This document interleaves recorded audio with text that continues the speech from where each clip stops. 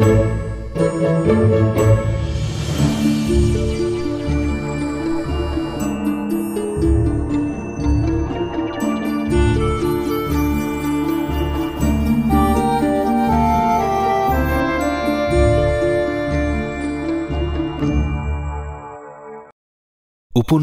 লেখক সুকান্ত গঙ্গোপাধ্যায়।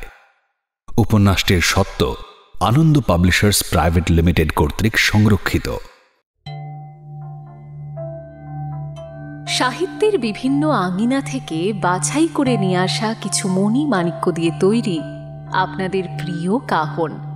হাই, আমি অপরূপা। আজ কাহনে শুনবেন শ্রী সুকান্ত গঙ্গোপাধ্যায়ের দীপকাকু সিরিজের কাহিনী রহস্যময় উপত্যকা, অন্তিম পর্ব। বেশি কথা বাড়াবো না, জানি সকলে অধীর আগ্রহে অপেক্ষা করছিলেন এই পর্বের জন্য। জাস্ট এইটুকু বলার যে যারা প্রথম পর্ব শোনেননি বা মিস করে গেছেন তারা এক্ষুনি ডেসক্রিপশনের শুরুতে বা প্রথম কমেন্টে চলে যান, সেখানে প্রথম পর্বের লিঙ্ক দেওয়া রয়েছে। আর যারা এত কষ্ট করতে চাইছেন না তাদের জন্য রইল ছোট্ট করে একটা রিক্যাপ। আর হ্যাঁ, গল্পটা যদি আপনাদের ভালো লাগে তাহলে প্লিজ গল্পতে একটা লাইক এবং কাহনে একটা সাবস্ক্রাইব করে বেল আইকন প্রেস করে দেবেন কাইন্ডলি। এবং ভীষণ ভীষণ গুরুত্বপূর্ণ কথা, সিগারেট বা অন্যান্য তামাকজাত দ্রব্য খাবেন না, এগুলি ক্যান্সার সহ আরও অনেক রোগের কারণ। তাহলে আর দেরি না করে শুরু করা যাক রহস্যময় উপত্যকা, অন্তিম পর্ব। তবে তারও আগে একটা ছোট্ট করে রিক্যাপ। সাহিত্য দীর্ঘজীবী হোক।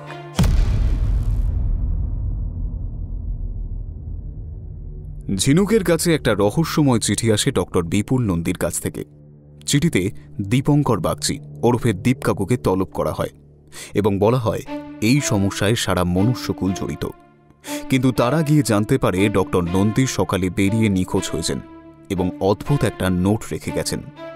দীপকাকু তদন্তে নেমে বুঝতে পারেন এটি কোনো স্বাভাবিক গৃহত্যাগ নয়, বরং ডক্টর নন্দী কিডন্যাপ হয়েছেন এবং রহস্যের গভীরে বৈজ্ঞানিক ষড়যন্ত্রের ছায়া রয়েছে। সেই সময় বারবার ডক্টর নন্দীর গলা নকল করে কেউ একজন ফোন করে দীপকাকুকে বলে কেসটা ছেড়ে দিতে। উনি বুঝতে পারেন না কিভাবে ওদের ওপর নজর রাখা হচ্ছে। ঝিনুকের নজরে পড়ে একটা কালো গাড়ি ওদেরকে ফলো করছে। ও নিজে গিয়ে গাড়িটার পেছনে ধাওয়া করে। এদিকে কবিরাজ মশাই নরনারায়ণ বাবুকে জেরা করবার পর উনি দীপকাকুর চোখে এমন একটা ওষুধ লাগিয়ে দেন যাতে দীপকাকু কিছুক্ষণের জন্য তন্দ্রায় ডুবে যান। তারপর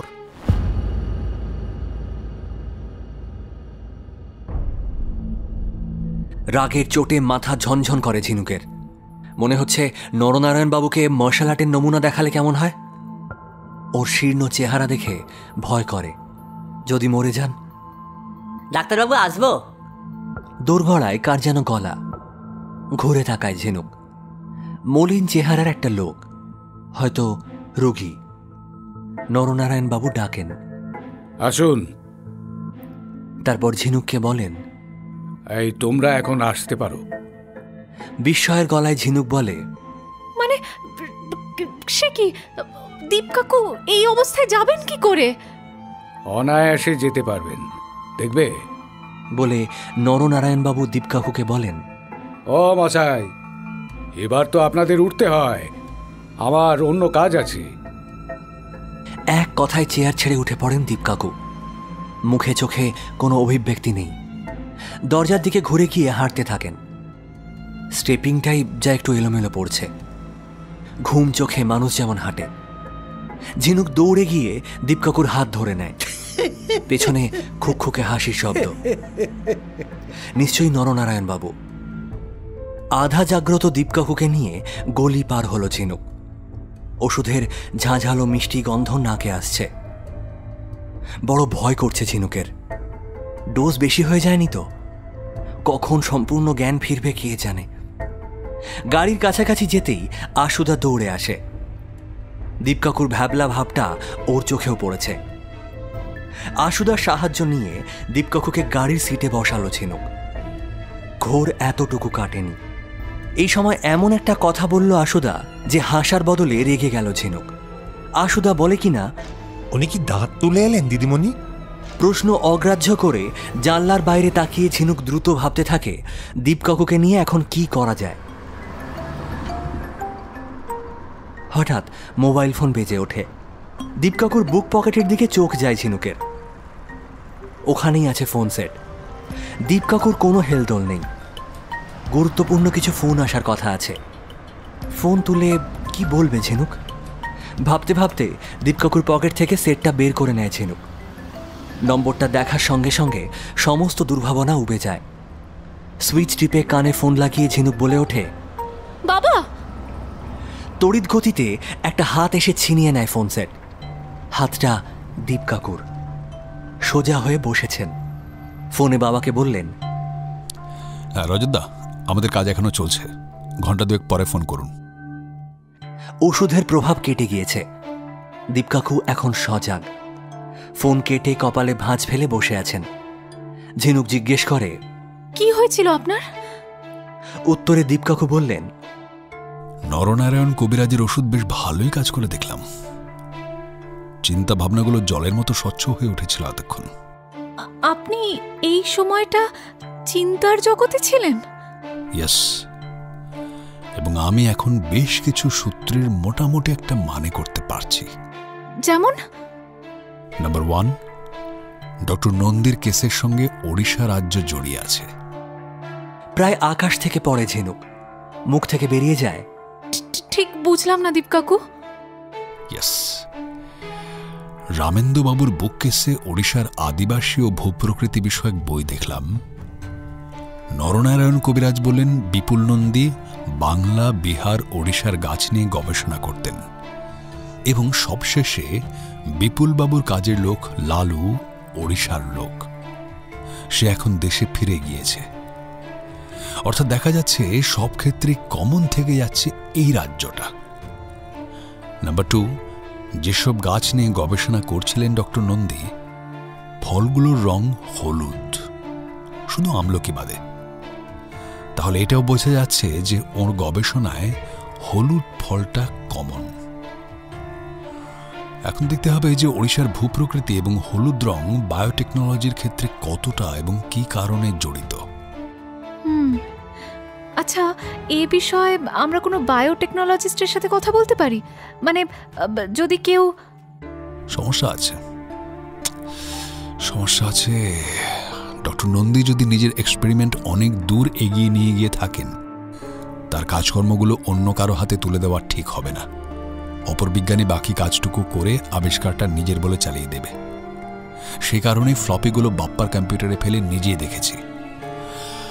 আরো একবার ইন্টারনেট খুলে খুঁজতে হবে হলুদ ফলের গুণাগুণ। দীপকাকুর কথার মাথামুন্ডু কিছুই বুঝতে পারে না ঝিনুক। হলুদ রঙের ফল, ওড়িশা, এসবের সঙ্গে ডক্টর নন্দীর অন্তর্ধানের কি সম্পর্ক কে জানে। গোটাটাই কেমন যেন সংকেতময়। আফসোস হয় ঝিনুকের।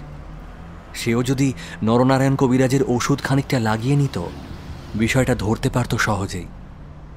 দীপকাকু অনেকক্ষণ চুপ করে বসে আছেন দেখে ঝিনুক তার মুখের দিকে তাকায়। এমা নিজের মনেই মিচকি মিচকি হাসছেন।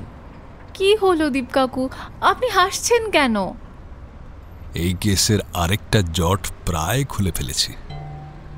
ঝিনুক প্রশ্ন না করে কৌতূহলী চোখে তাকিয়ে থাকে। দীপকাকু জানতে চান, আলো ঠিকরানো গাছ সম্বন্ধে তোমার কি ধারণা?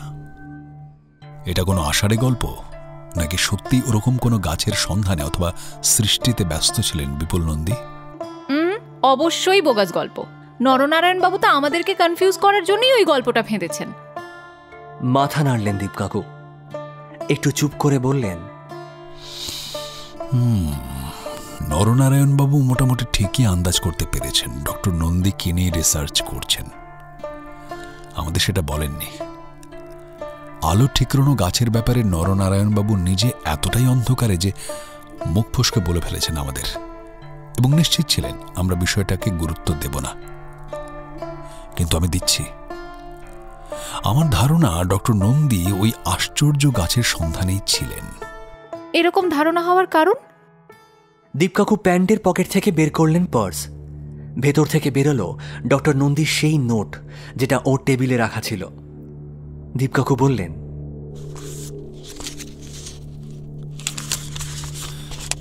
দেখো কি লেখা আছে।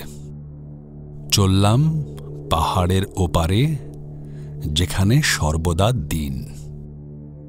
কাগজটা ফের পার্সে রেখে প্যান্টের পকেটে চালান করতে করতে দীপকাকু বললেন,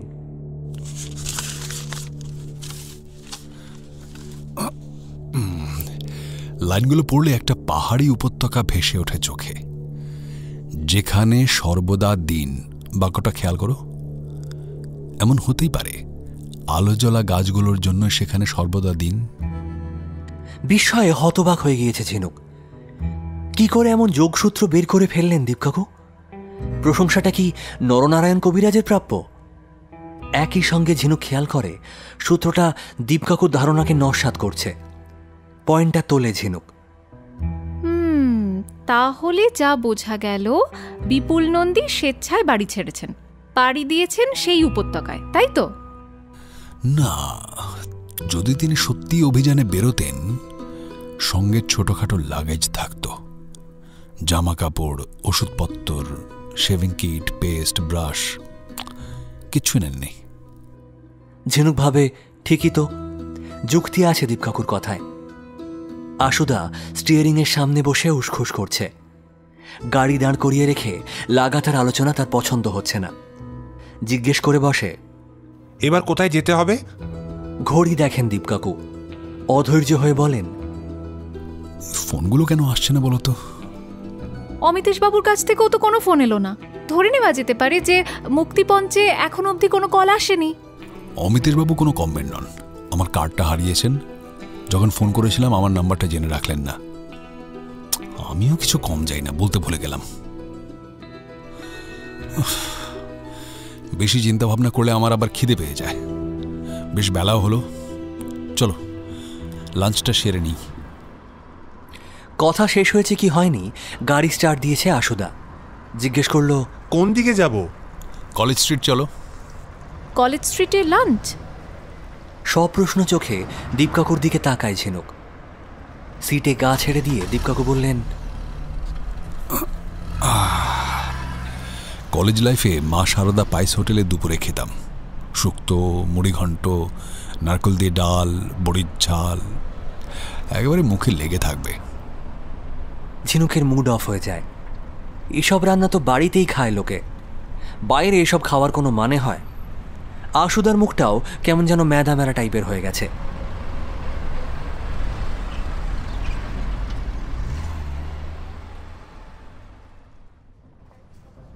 হোটেলে বসে ঝিনুক দীপকাকুর আসল উদ্দেশ্য টের পেল।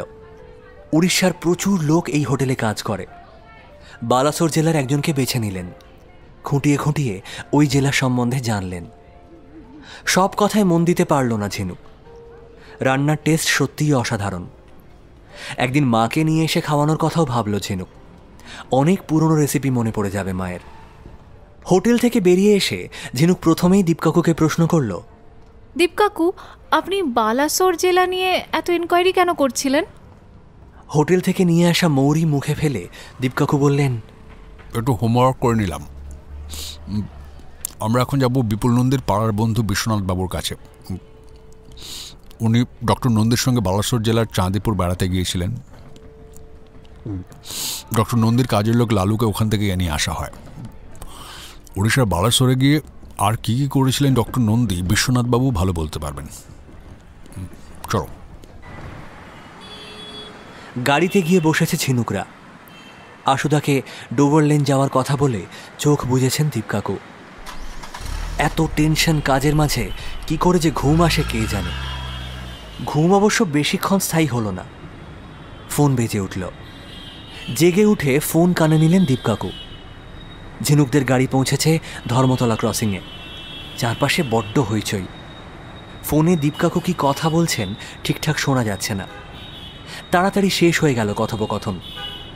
একটু নিরাশভাবে ফোনটা পকেটে রাখলেন দীপকাকু। ঝিনুক জিজ্ঞেস করল, কার ফোন? ফরেন্সিক ল্যাবরেটরি থেকে। অ্যালার্ম ঘড়ির সুইচে কারো হাতের ছাপ পাওয়া যায়নি, বিপুল নন্দীরও না। তাহলে বোঝা যাচ্ছে অ্যালার্মের কাঁটা সেট করেছিল অন্য কেউ। খুবই পাকা মাথার লোক সে। সেট করার পর সুইচটা রুমাল দিয়ে মুছে দিয়েছে। একই সঙ্গে প্রমাণ হলো ডক্টর নন্দী নিজের ইচ্ছে ভোর 5টায় ওঠেননি, চালাকি করে তাঁকে ওঠানো হয়েছিল। ধর্মতলা ক্রসিং পার করে ঝিনুকদের গাড়ি এখন পার্ক স্ট্রিটের দিকে চলেছে। কপাল কুঁচকে কি যেন ভেবে যাচ্ছেন দীপকাকু। হঠাৎই অসহিষ্ণু স্বরে বলে ওঠেন, রঞ্জনটা যে কেন কল ব্যাক করছে না। ফের পকেট থেকে ফোন সেট বের করেছেন দীপকাকু। লালবাজারের রঞ্জন কাকুকে ফোন করবেন নিশ্চয়ই। ডক্টর নন্দীর পরিচয় দিয়ে শেষ যে ফোনটা এসেছিল তার আসল মালিক কে, কোথা থেকে ফোনটা করা হয়েছিল খোঁজ নিতে বলা হয়েছে। পাওয়া গেল না রঞ্জন কাকুকে। ফোন অফ করে দীপকাকু রাগের গলায় বললেন, দরকারের সময় যে কোথায় থাকে কোনো মানে হয় না। ঝিনুক মনে মনে হাসে। খামোখা রাগ দেখাচ্ছেন দীপকাকু। ভাগ্যিস রঞ্জন কাকুর মতো একটা বন্ধু পুলিশে ছিল, কাজ তো অনেক সহজ হয়ে গেছে।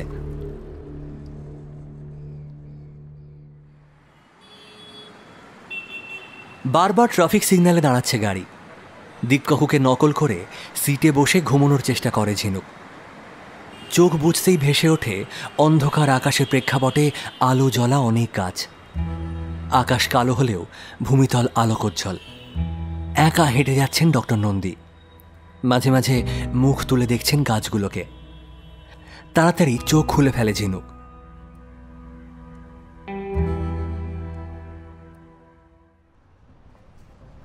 ঝিনুকরা এখন বিশ্বনাথ সরকারের বাড়িতে। বাড়িটা চেনানোর জন্য অমিতেশবাবুকে ফোনে ডেকেছিলেন দীপকাকু। ডোভার লেন পোস্ট অফিসের সামনে অমিতেশবাবু অপেক্ষা করছিলেন। ওর কাছে খবর পাওয়া গেল এখনও অবধি মুক্তিপণ চেয়ে ওদের বাড়িতে কোনো ফোন যায়নি। পুলিশ একবার রুটিন ইনভেস্টিগেশনে এসেছিল। দীপকাকুর নাম বলা হয়েছে। পুলিশ বলেছে দীপঙ্কর বাগচি কেসটা হ্যান্ডেল করছেন, সে কথা লালবাজার থেকে জানানো হয়েছে তাঁদের। বাবার কোনো খবর পাওয়া যাচ্ছে না বলে খুবই উদ্বিগ্ন দেখাচ্ছিল অমিতেশবাবুকে। ঝিনুকের মনে হচ্ছিল এটা ভান। এই কেসটাতে কাউকেই বিশ্বাস করা যাচ্ছে না। অমিতেশবাবুও অ্যালার্মের কাঁটা সেট করে রাখতে পারেন। হয়তো কোনো গ্যাং দিয়ে বাবাকে অপহরণ করিয়ে তুলেছেন গোপন ডেরায়। সম্পত্তি লিখে নেওয়া অথবা গবেষণা তথ্যগুলো জানা তার উদ্দেশ্য। ডক্টর নন্দীর ছোট ছেলের সঙ্গে তো দেখাই হলো না, তিনি আবার কোন প্রকৃতির কে জানে। দীপকাকুও যে ডক্টর নন্দীর ছেলেদের প্রতি খুব একটা বিশ্বাস রাখতে পারছেন না বোঝা যায়। বিশ্বনাথবাবুর ড্রয়িং রুমে বসে উনি প্রথমেই ফেরত পাঠালেন অমিতেশবাবুকে। বললেন, আপনি বাড়ি যান, আমি এখান থেকে বেরিয়ে আপনাদের কাছে যাব। অমিতেশবাবু চলে যেতে বিশ্বনাথবাবুও যেন একটু সহজ হলেন। সামান্য কটাক্ষ করলেন অমিতেশবাবুর প্রতি। এখন বাবা বাবা করে একেবারে হেদিয়ে মরছে। যখন বাড়ি থাকতো বিপুল, একবারের জন্য তার ঘরে যেত না ছেলেরা। ছেলে কথাটা দীপকাকু কানে নিলেন না, সরাসরি প্রশ্নে চলে গেলেন। আপনারা রোজই একসঙ্গে মর্নিং ওয়াকে বেরোতেন, তাই না? হ্যাঁ, একসাথেই তো বেরোতাম। সদ্য নতুন কোনো সঙ্গী জুটেছিল না। কত দূর হাঁটতেন? ওই দেশপ্রিয় পার্ক অব্দি। ফেরার সময় মাঝে মধ্যেই বাস ধরতাম। পরের প্রশ্নে যাওয়ার আগে দীপকাকু কি যেন একটু ভেবে নিলেন। তারপর বললেন, ডক্টর নন্দী কি কখনো আপনার কাছে নিরুদ্দেশ হওয়ার ইচ্ছে প্রকাশ করেছিলেন? না, কখনোই না। সে তো এক প্রকার নিজের বাড়িতেই স্বেচ্ছা নির্বাসনে ছিল। নিজের কাজ নিয়ে মশগুল থাকতো সব সময়। কি কাজ? সেসব আমি বলতে পারবো না। ওই সায়েন্স টাইন্স নিয়ে কোনো ইন্টারেস্ট আমার নেই। তাহলে কি বিষয় নিয়ে আলোচনা হতো আপনাদের মধ্যে? নানা রকম বিভিন্ন বিষয়, দেশ কাল, রাজনীতি, খেলাধুলো, ভগবান, জিনিসের দাম, তারপর ধরুন গিয়ে শীত, বৃষ্টি। ওই বিজ্ঞান ছাড়া কেন, বিজ্ঞান ছাড়া কোনো বিষয় নেই নাকি? তাও ঠিক।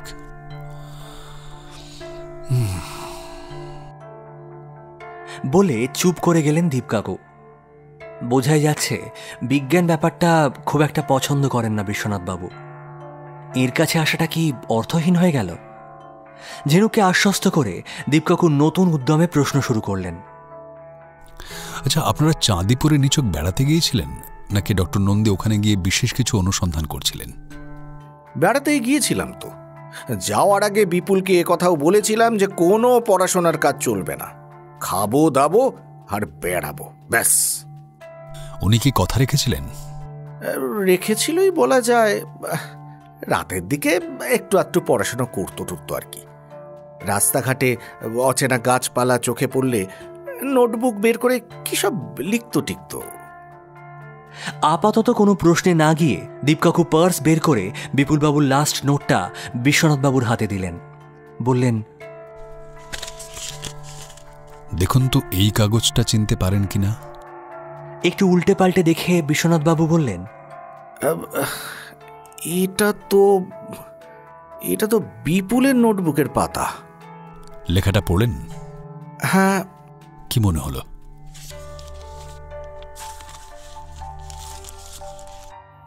নিচের ঠোঁট উল্টে ভ্রু কুঁচকে বিশ্বনাথবাবু বললেন, বেশ গড়বড়ে ব্যাপার মনে হচ্ছে।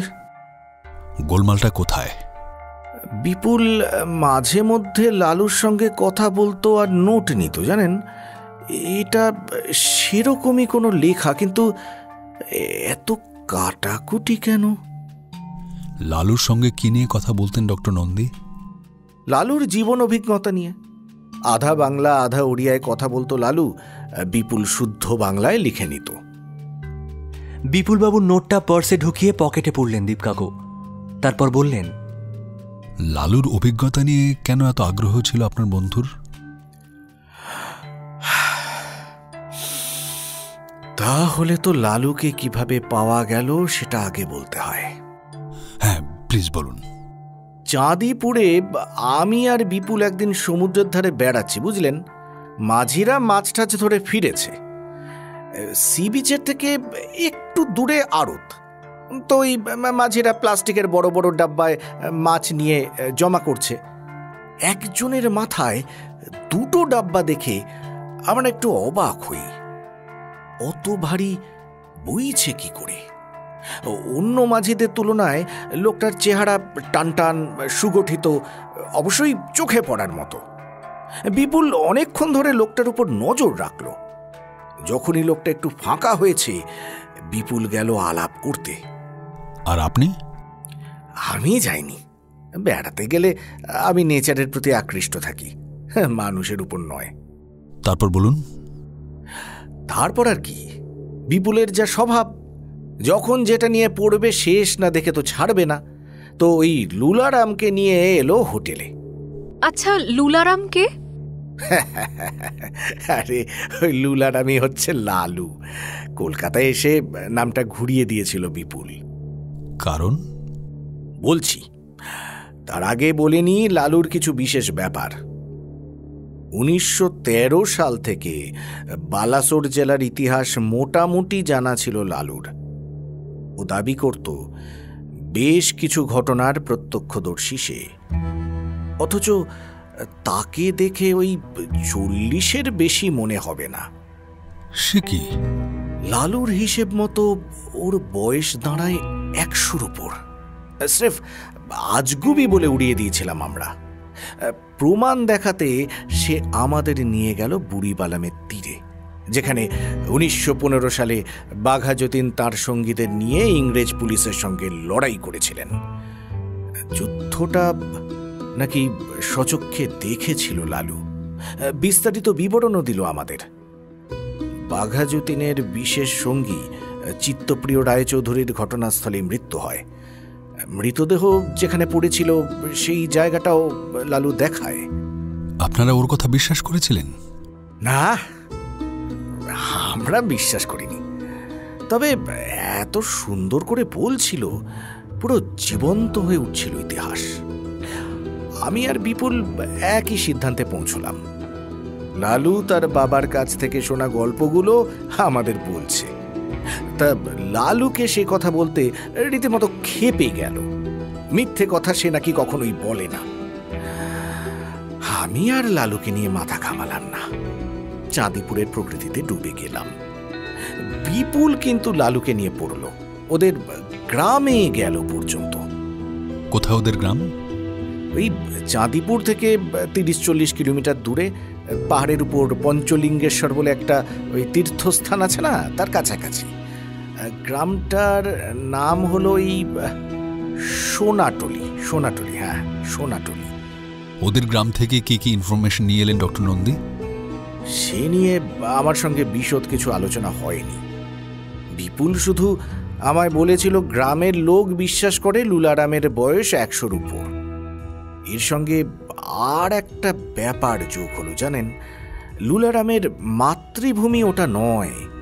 খুব ছোটবেলায় কার সঙ্গে জানি সে ওই আদিবাসী গ্রামে এসেছিল, যদিও সবারই সেটা শোনা ঘটনা, কোনো সাক্ষী বেঁচে নেই।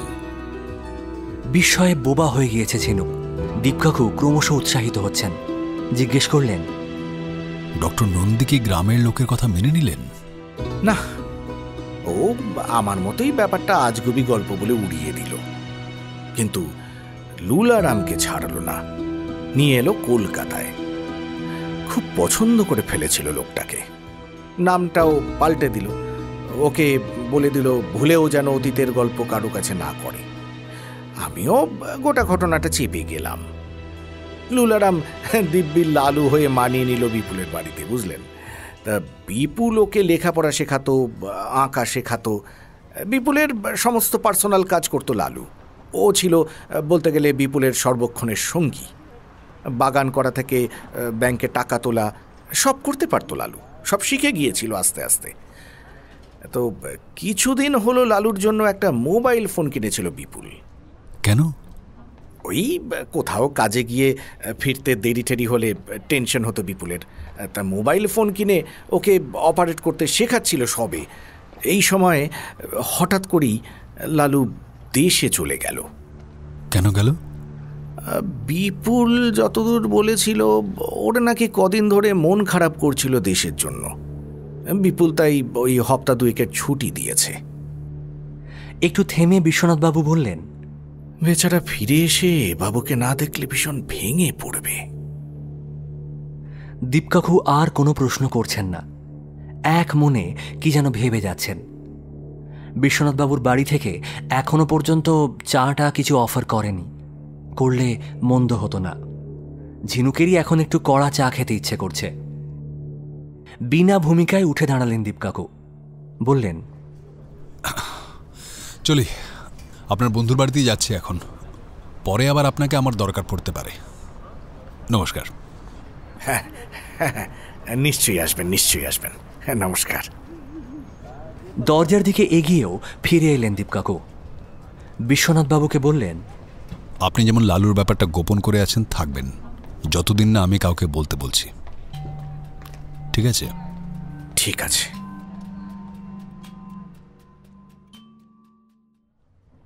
রাস্তায় এসে দীপকাকু মোবাইল ফোন বের করলেন। চোখ মুখ ভীষণ সিরিয়াস।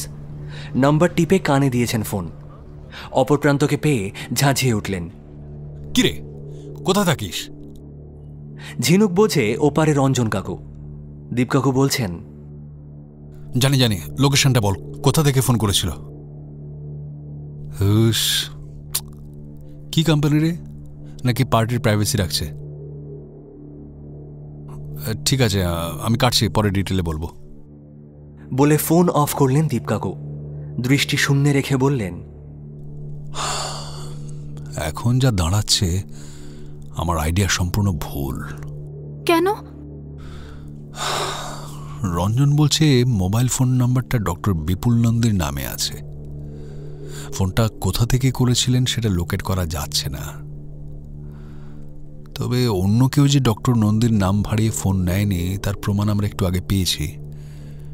বিশ্বনাথবাবু বলেছেন কিছুদিন হলো সেলফোন নিয়েছেন বিপুল নন্দী। অর্থাৎ ডক্টর নন্দী সত্যি আত্মগোপন করে আছেন। এত বড় ভুল হলো আমার। তাহলে কি হবে? দীপকাকু আচমকা হনহন করে হাঁটতে শুরু করে দিলেন। লক্ষ্য নিশ্চয়ই ডক্টর নন্দীর বাড়ি। অ্যাডভান্স টাকাটা কি এখনই ফেরত দিয়ে দেবেন অমিতেশবাবুকে? না, তেমন কিছুই ঘটল না। ডক্টর নন্দীর বাড়িতে ঢুকে দীপকাকু প্রথমেই যেতে চাইলেন বিপুল নন্দীর ঘরে। অমিতেশবাবুর সঙ্গে এবার ছোট ভাই অম্লানবাবুকে দেখা গেল। দীপকাকুর সঙ্গে ভাইয়ের আলাপ করাতে গিয়েছিলেন অমিতেশবাবু। দীপকাকু গ্রাহ্যই করলেন না।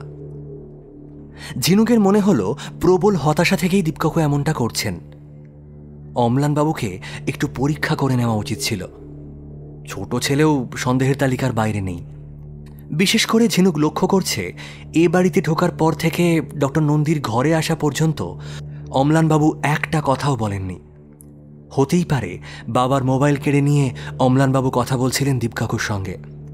পাছে দীপকাকু গলাটা চিনে যান, তাই এখন চুপ করে আছেন। মুশকিল হচ্ছে দীপকাকুকে এখন কিভাবে বলা যায় কথাটা। ডক্টর নন্দীর ঘরে ঢুকে ঝড়ের গতিতে সার্চ করছেন সবকিছু। গোটা ঘরটা লণ্ডভণ্ড করে এখন রয়েছেন আলমারির কাছে। চাবি লাগানোই আছে। খুলে ফেললেন পাল্লা। দীপকাকুর মূর্তি দেখে বাড়ির লোক এতটাই ঘাবড়ে গেছে যে মুখ চাওয়াচাওয়ি করছে একে অপরের। বারান্দায় ঝোলানো খাঁচা থেকে চন্দনাটা ডেকে যাচ্ছে।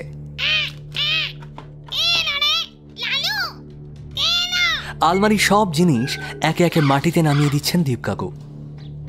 বাড়ির সব থেকে ছোট্ট মেম্বার অনির্বাণ এই মুহূর্তে দীপকাকুর অ্যাসিস্ট্যান্ট। সে দু একবার কি খুঁজছ জিজ্ঞেস করে চুপ করে গিয়েছে।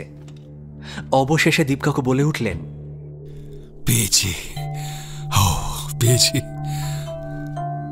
প্রায় ইউরেকার মতো শোনালো কথাটা। ভীষণ কৌতূহলে সবাই তাকিয়ে আছে দীপকাকুর দিকে। কি পেলেন?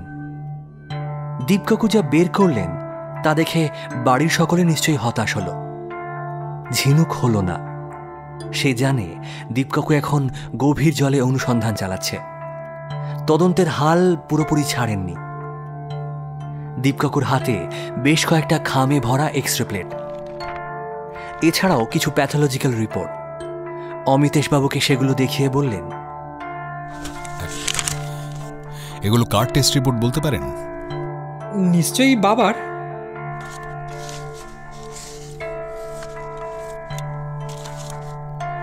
না, এই দেখুন। বলে দীপকাকু দেখালেন সমস্ত খামের ওপর পেশেন্টের নাম, যে ডাক্তার রেফার করেছেন তার নাম পেন দিয়ে ভালো করে কাটা। শুধু যে ল্যাবরেটরিতে পরীক্ষাগুলো হয়েছে সেই ছাপা নামটা পড়া যাচ্ছে। ভীষণ অবাক হয়ে অমিতেশবাবু বললেন, এর মানে? ক্রমশ প্রকাশ্য। বলে দীপকাকু রিপোর্টগুলো গুছিয়ে নিতে থাকেন। ফের বললেন, ঘরটা এলোমেলো করে দেওয়ার জন্য আমি খুবই দুঃখিত। একটু গুছিয়ে নেবেন প্লিজ। এই রিপোর্টগুলো আমি নিয়ে যাচ্ছি, সময় মতো ফেরত দেব। ঝিনুক পৌঁছে গিয়েছে দরজার কাছে। দীপকাকু এগিয়ে আসছেন। অনির্বাণ হঠাৎ দীপকাকুর হাত টেনে ধরে একটু যেন কান্না ছোঁয়া গলায় বলে, দাদু কবে আসবে আঙ্কেল? ঘরের আবহাওয়া ভারী হয়ে যায়। দীপকাকুর মুখে কোনো ভাবান্তর হয় না। এখনই কি যেন মনে পড়ল, এই ভঙ্গিতে অনির্বাণের সামনে হাঁটু মুড়ে বসলেন। জিজ্ঞেস করলেন, আচ্ছা অনির্বাণ, তুমি যে বলেছিলে দাদু লালুদাকে তাড়িয়ে দিয়েছে, সেটা কি তুমি নিজের চোখে দেখেছিলে নাকি দাদু তোমায় বলেছিল? আমি যখন দাদুকে খালি জিজ্ঞেস করছিলাম লালুদা কোথায়, লালুদা কোথায়, দাদু বলল তাড়িয়ে দিয়েছি। বেটা সব জিনিস হারিয়ে দেয় আমার, এবার আমি ওকেই হারিয়ে দিলাম। Good boy. বলে উঠে দাঁড়ালেন দীপকাকু। ভিড়ের মধ্যে থেকে কেশবকে খুঁজে বললেন, তুমি লালুর একটা আঁকা নিয়ে এসো তো তাড়াতাড়ি। কেশব ছুটল। দীপকাকু বারান্দায় গিয়ে দাঁড়ালেন। চেয়ে রইলেন বিপুল নন্দীর তৈরি করা বাগানটার দিকে।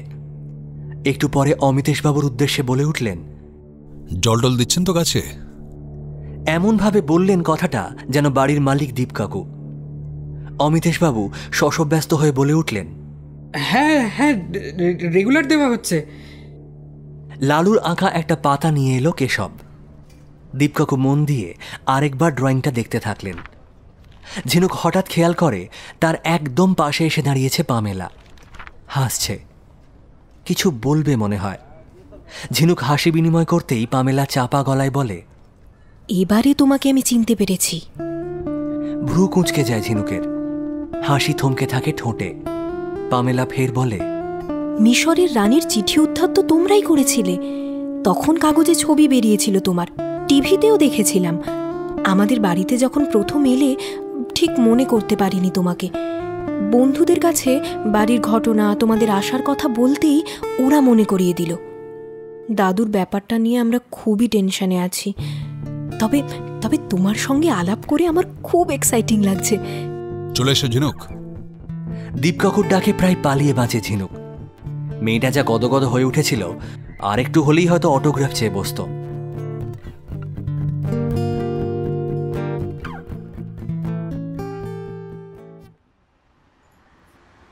ডোভারলেন পোস্ট অফিসের কাছে ঝিনুকদের গাড়ি। বেশ খানিকটা হেঁটে আসতে হলো। মাঝপথে একটা ফোন বুথে ঢুকেছিলেন দীপকাকু। সঙ্গে মোবাইল ফোন থাকা সত্ত্বেও ফোন বুথে ঢোকা মানে নিজের পরিচয় লুকিয়ে কাউকে ফোন করলেন মনে হয়। এবারে আর কোনো প্রশ্ন করেনি ঝিনুক। সময় মতো দীপকাকু নিজেই বলবেন। ঝিনুক লক্ষ্য করছে খানিক আগে হতাশ হয়েও দীপকাকুর তৎপরতা হঠাৎ বেড়ে গেছে। তাহলে কি ওই রিপোর্টগুলোর ভেতর লুকিয়ে আছে রহস্যের আশু সমাধান? গাড়িতে উঠে দীপকাকু বললেন, আচ্ছা, আমি গোলপার্কে নেমে যাব। এই রিপোর্টগুলো ওখানকার এক ল্যাবরেটরিতে করানো হয়েছে। তুমি আপাতত বাড়িতে থাকো, প্রয়োজন মতো ডেকে নেব, ঠিক আছে? গাড়ি চালু করে দিয়েছে আশুদা। অভিমানী স্বরে ঝিনুক বলে, আমি যদি আপনার সঙ্গে ল্যাবরেটরিতে যাই, কোনো অসুবিধে হবে? সুবিধে হবে না এটুকু বলতে পারি। ওখানে আমি কতক্ষণ থাকবো আমি জানি না। আরও কয়েকটা জায়গায় যেতে হতে পারে। কোথায় কতক্ষণ সময় লাগবে কোনো ঠিক নেই। তোমার মা ওদিকে চিন্তা করবেন। মায়ের কথা উঠতে একটু দমে যায় ঝিনুক। বাড়িতে ভেবে ভেবে মা এতক্ষণে চিন্তার পাহাড় করে ফেলেছেন। এদিকে তদন্ত এমন জায়গায় এসে দাঁড়িয়েছে যে কৌতূহল দমন করা যাচ্ছে না। ঝিনুক বলে, আচ্ছা, ওই রিপোর্টগুলোর মধ্যে আপনি কি খুঁজছেন জানতে পারি কি? মানে অন্তত সামান্য একটা হিন্ট। না, এখনই কিছু বলছি না, সময় হলে জানতে পারবে। আপাতত একটা ছোট্ট খবর দিই, শুনলে অবাক হয়ে যাবে যে এই কেসের আরেকটা জট আমি খুলে ফেলেছি। ঝিনুক জিজ্ঞাসু চোখে তাকিয়ে থাকে। দীপকাকু মিটিমিটি হেসে বললেন, ডক্টর নন্দীর শেষ চিঠিতে লেখা ছিল পাহাড়ের কথা। আশ্চর্যের বিষয়, লালু সব ছবিতেই পাহাড় এঁকেছে। কি অদ্ভুত যোগাযোগ, তাই না? জট খোলার বদলে পাকিয়ে গেল ঝিনুকের মাথায়। অবুঝ দৃষ্টিতে তাকিয়ে থাকে সে। দীপকাকু বললেন, বুঝলে কিছু? ঝিনুক দুপাশে ঘাড় নাড়ে। গোলপার্কের কাছে চলে এসেছে ঝিনুকরা। আশুদার পিঠে হাত দিয়ে গাড়ি বাঁদিকে রাখতে বললেন দীপকাকু। তারপর ঝিনুককে বললেন, তুমি তো অনেকক্ষণ নোট নেওয়া বন্ধ রেখেছ। যা যা লেখা হয়নি সব নোট করে নাও, পরে ভুলে যাবে। সবটা নিজে ভালো করে একবার পড়ো। কোথাও কোনো খটকা অথবা মেজর কোনো ক্লু আমরা মিস করে যাচ্ছি কিনা দেখো। তেমন জরুরি মনে হলে তখনই ফোন করবে আমায়, ঠিক আছে? গেলাম আমি। দীপকাকু নেমে গেলেন। ঝিনুক যেন অথই জলে পড়ে রইল। বাইরে কি সুন্দর হলুদ বিকেল। ঝিনুকের বয়সী মেয়েরা ড্রেস করে খোলা মনে এদিক ওদিক ঘুরছে। দেশপ্রিয় পার্ক থেকে ভেসে আসছে পাখিদের হইচই। জড় রুগীর মতো থম মেরে আছে ঝিনুক। হঠাৎ গা ঝাড়া দিয়ে সোজা হয়ে বসে। না, আর 5টা বন্ধুর চেয়ে আলাদা কিছু করতে চাইলে পরিশ্রমটাও বাড়তি করতে হয়। এখনো অবধি এই কেসে ঝিনুকের অবদান বলতে কিছুই নেই। যে গতিতে এগোচ্ছে তদন্ত, হতেই পারে কোনো সহজ সমাধান সূত্র ফেলে যাচ্ছে ঝিনুকরা। সেটা খেয়াল করিয়ে দেওয়া হবে ঝিনুকের প্রধান কাজ। কুরিয়ারে ডক্টর নন্দীর চিঠি আসা থেকে শুরু করে এখনো পর্যন্ত যা ঘটেছে সব কিছু নিয়ে ভাবতে বসে ঝিনুক।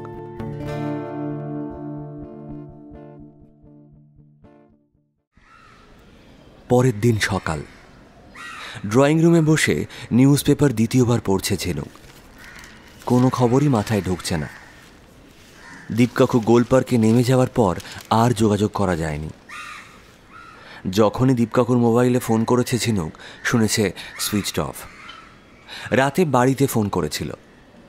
কাজের মাসি বলল, ঘুমোচ্ছেন, ডাকতে মানা আছে। গতকাল সন্ধ্যে থেকে ঝিনুক ছটপট করছে। 2টো গুরুত্বপূর্ণ পয়েন্ট এসেছে তার মাথায়। দীপকাকু সেটা জানলে অবশ্যই তদন্ত সঠিক লক্ষ্যে পৌঁছবে। কিন্তু কোথায় দীপকাকু? এক এক সময় এমন উধাও হয়ে যান যেন এই গ্রহের বাইরে চলে গেছেন। বাবা ঝিনুকের অস্থিরতা টের পেয়ে বলেছেন, শোন, অত অধৈর্য হোস না। দীপঙ্কর সম্ভবত কেসটা সলভ করে এনেছে। জিনিয়াসদের মতোই শেষ মুহূর্তে গভীর মনোনিবেশ করেছে নিজের কাজে। সেই কারণেই বাইরের জগতের সঙ্গে যোগাযোগ বিচ্ছিন্ন। ক্লাইম্যাক্সে পৌঁছানোর আগে তোকে অবশ্যই ডেকে নেবে। বাবার প্রবোধ বাক্যে কাজ হয়নি। পয়েন্ট দুটো বড়ই খোঁচাচ্ছে ঝিনুককে। দীপকাকুকে না বলে শান্তি পাচ্ছে না। গতকাল সন্ধেবেলা ডক্টর নন্দীর কেসের সমস্ত ঘটনাই বাবাকে বলেছে ঝিনুক। বাবা মন দিয়ে শুনে অল্প কথায় মন্তব্য করেছেন। যুগান্তকারী কোনো আবিষ্কারের জন্য আত্মগোপন করেছেন ডক্টর নন্দী।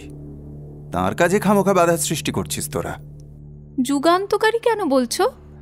ওই যে প্রথম চিঠিতে ছিল না, গোটা মনুষ্যকুল জড়িত। দেখ, হয়তো ক্যান্সারের ওষুধ বের করে ফেলেছেন। বাবার সঙ্গে বেশি আলোচনা করা ঠিক নয়। বাস্তবতার সঙ্গে এমনভাবে কল্পনা মিশিয়ে দেন যে আলাদা করা যায় না। এই মন নিয়ে বাবা যে কি করে এতদিন মিলিটারিতে কাটিয়েছিলেন কে জানে।